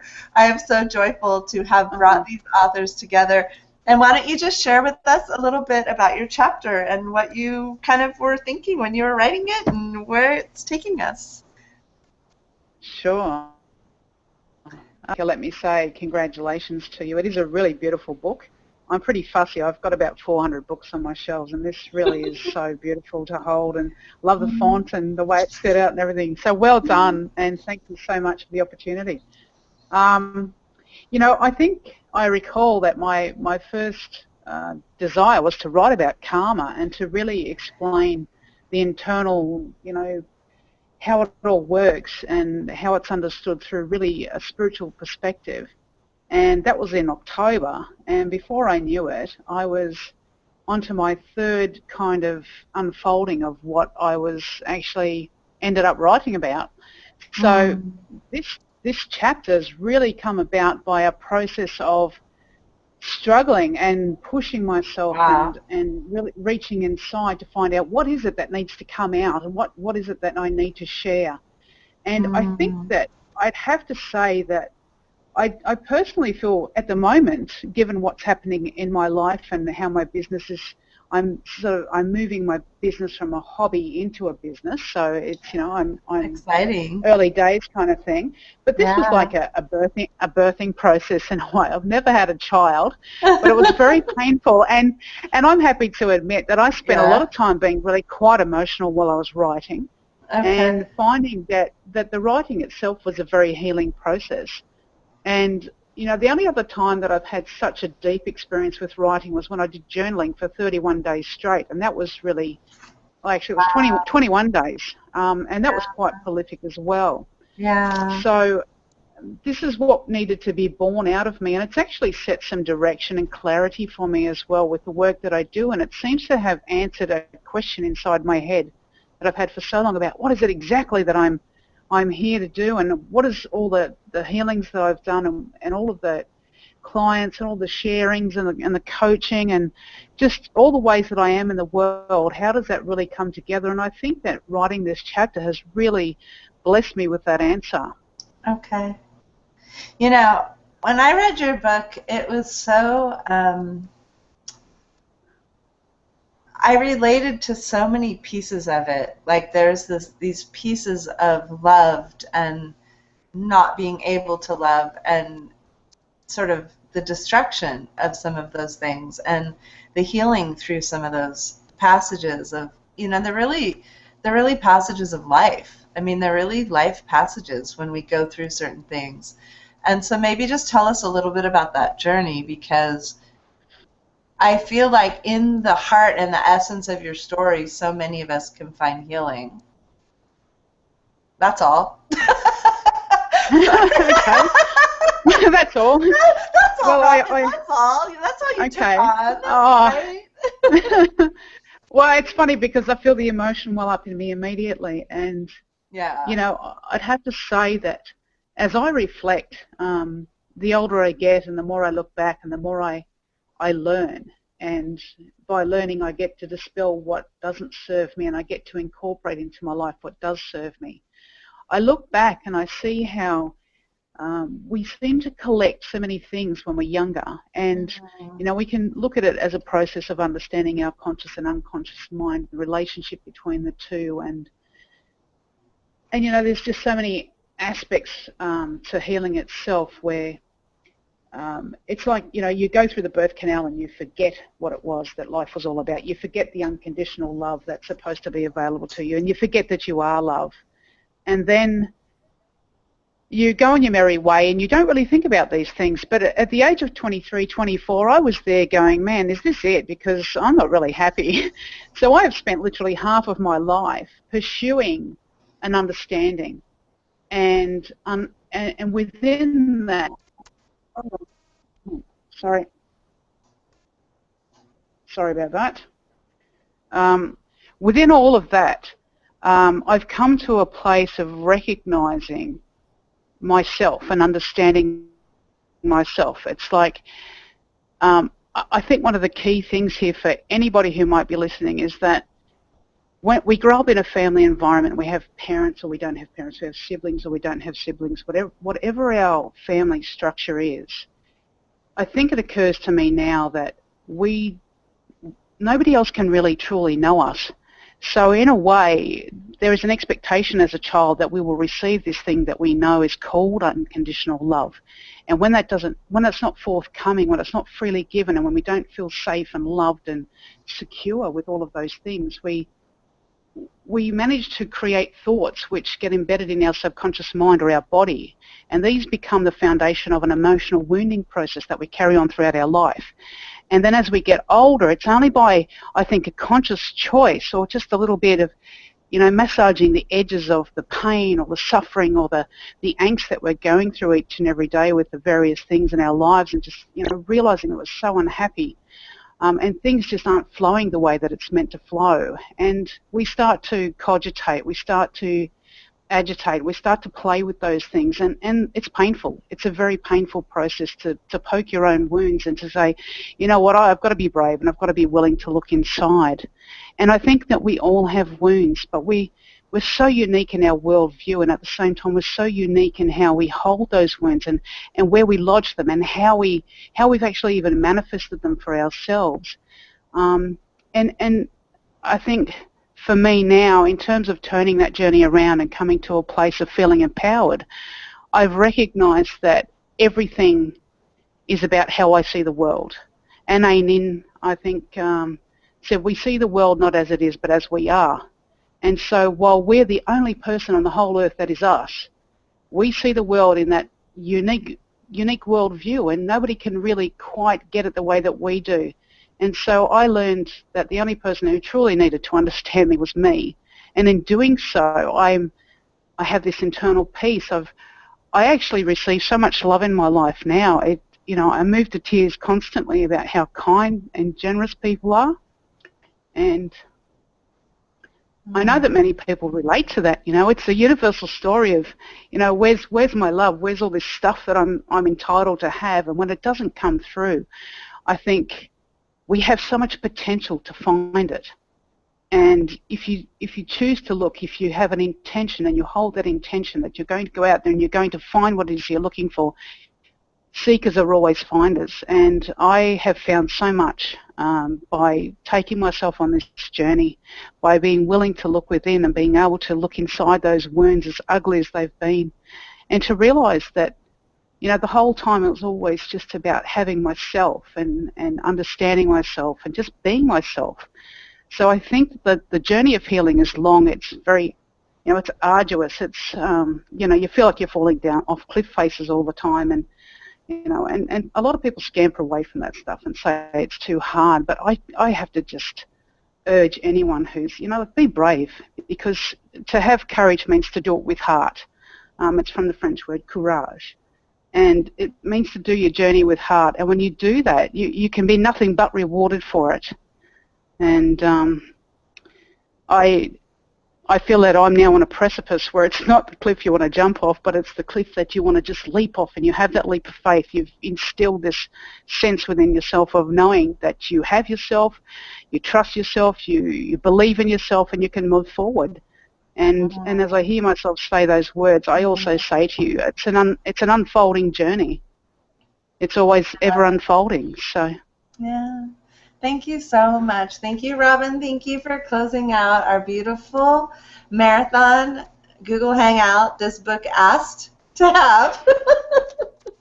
It asked Fantastic. so that more people could really step into their own receiving. And I just want to say that if there's any question you could ask yourself when you wake up tomorrow morning after listening to this Google Hangout is, what is it that I could receive in myself that I've not been willing to receive, that if I was willing to receive would just change everything? And just kind of be in that space of listening to that. And thank you so much to everyone who joined us tonight. And thank you, Robin, for joining us from the other part of the world. And thank you to all of our authors tonight for coming on board, and thank you for all the listeners. And go ahead, just head over to Amazon and look for this book, because the authors who have contributed to it brought so much of their own heart and their own courage in writing their stories. So thank you so much. Thank you.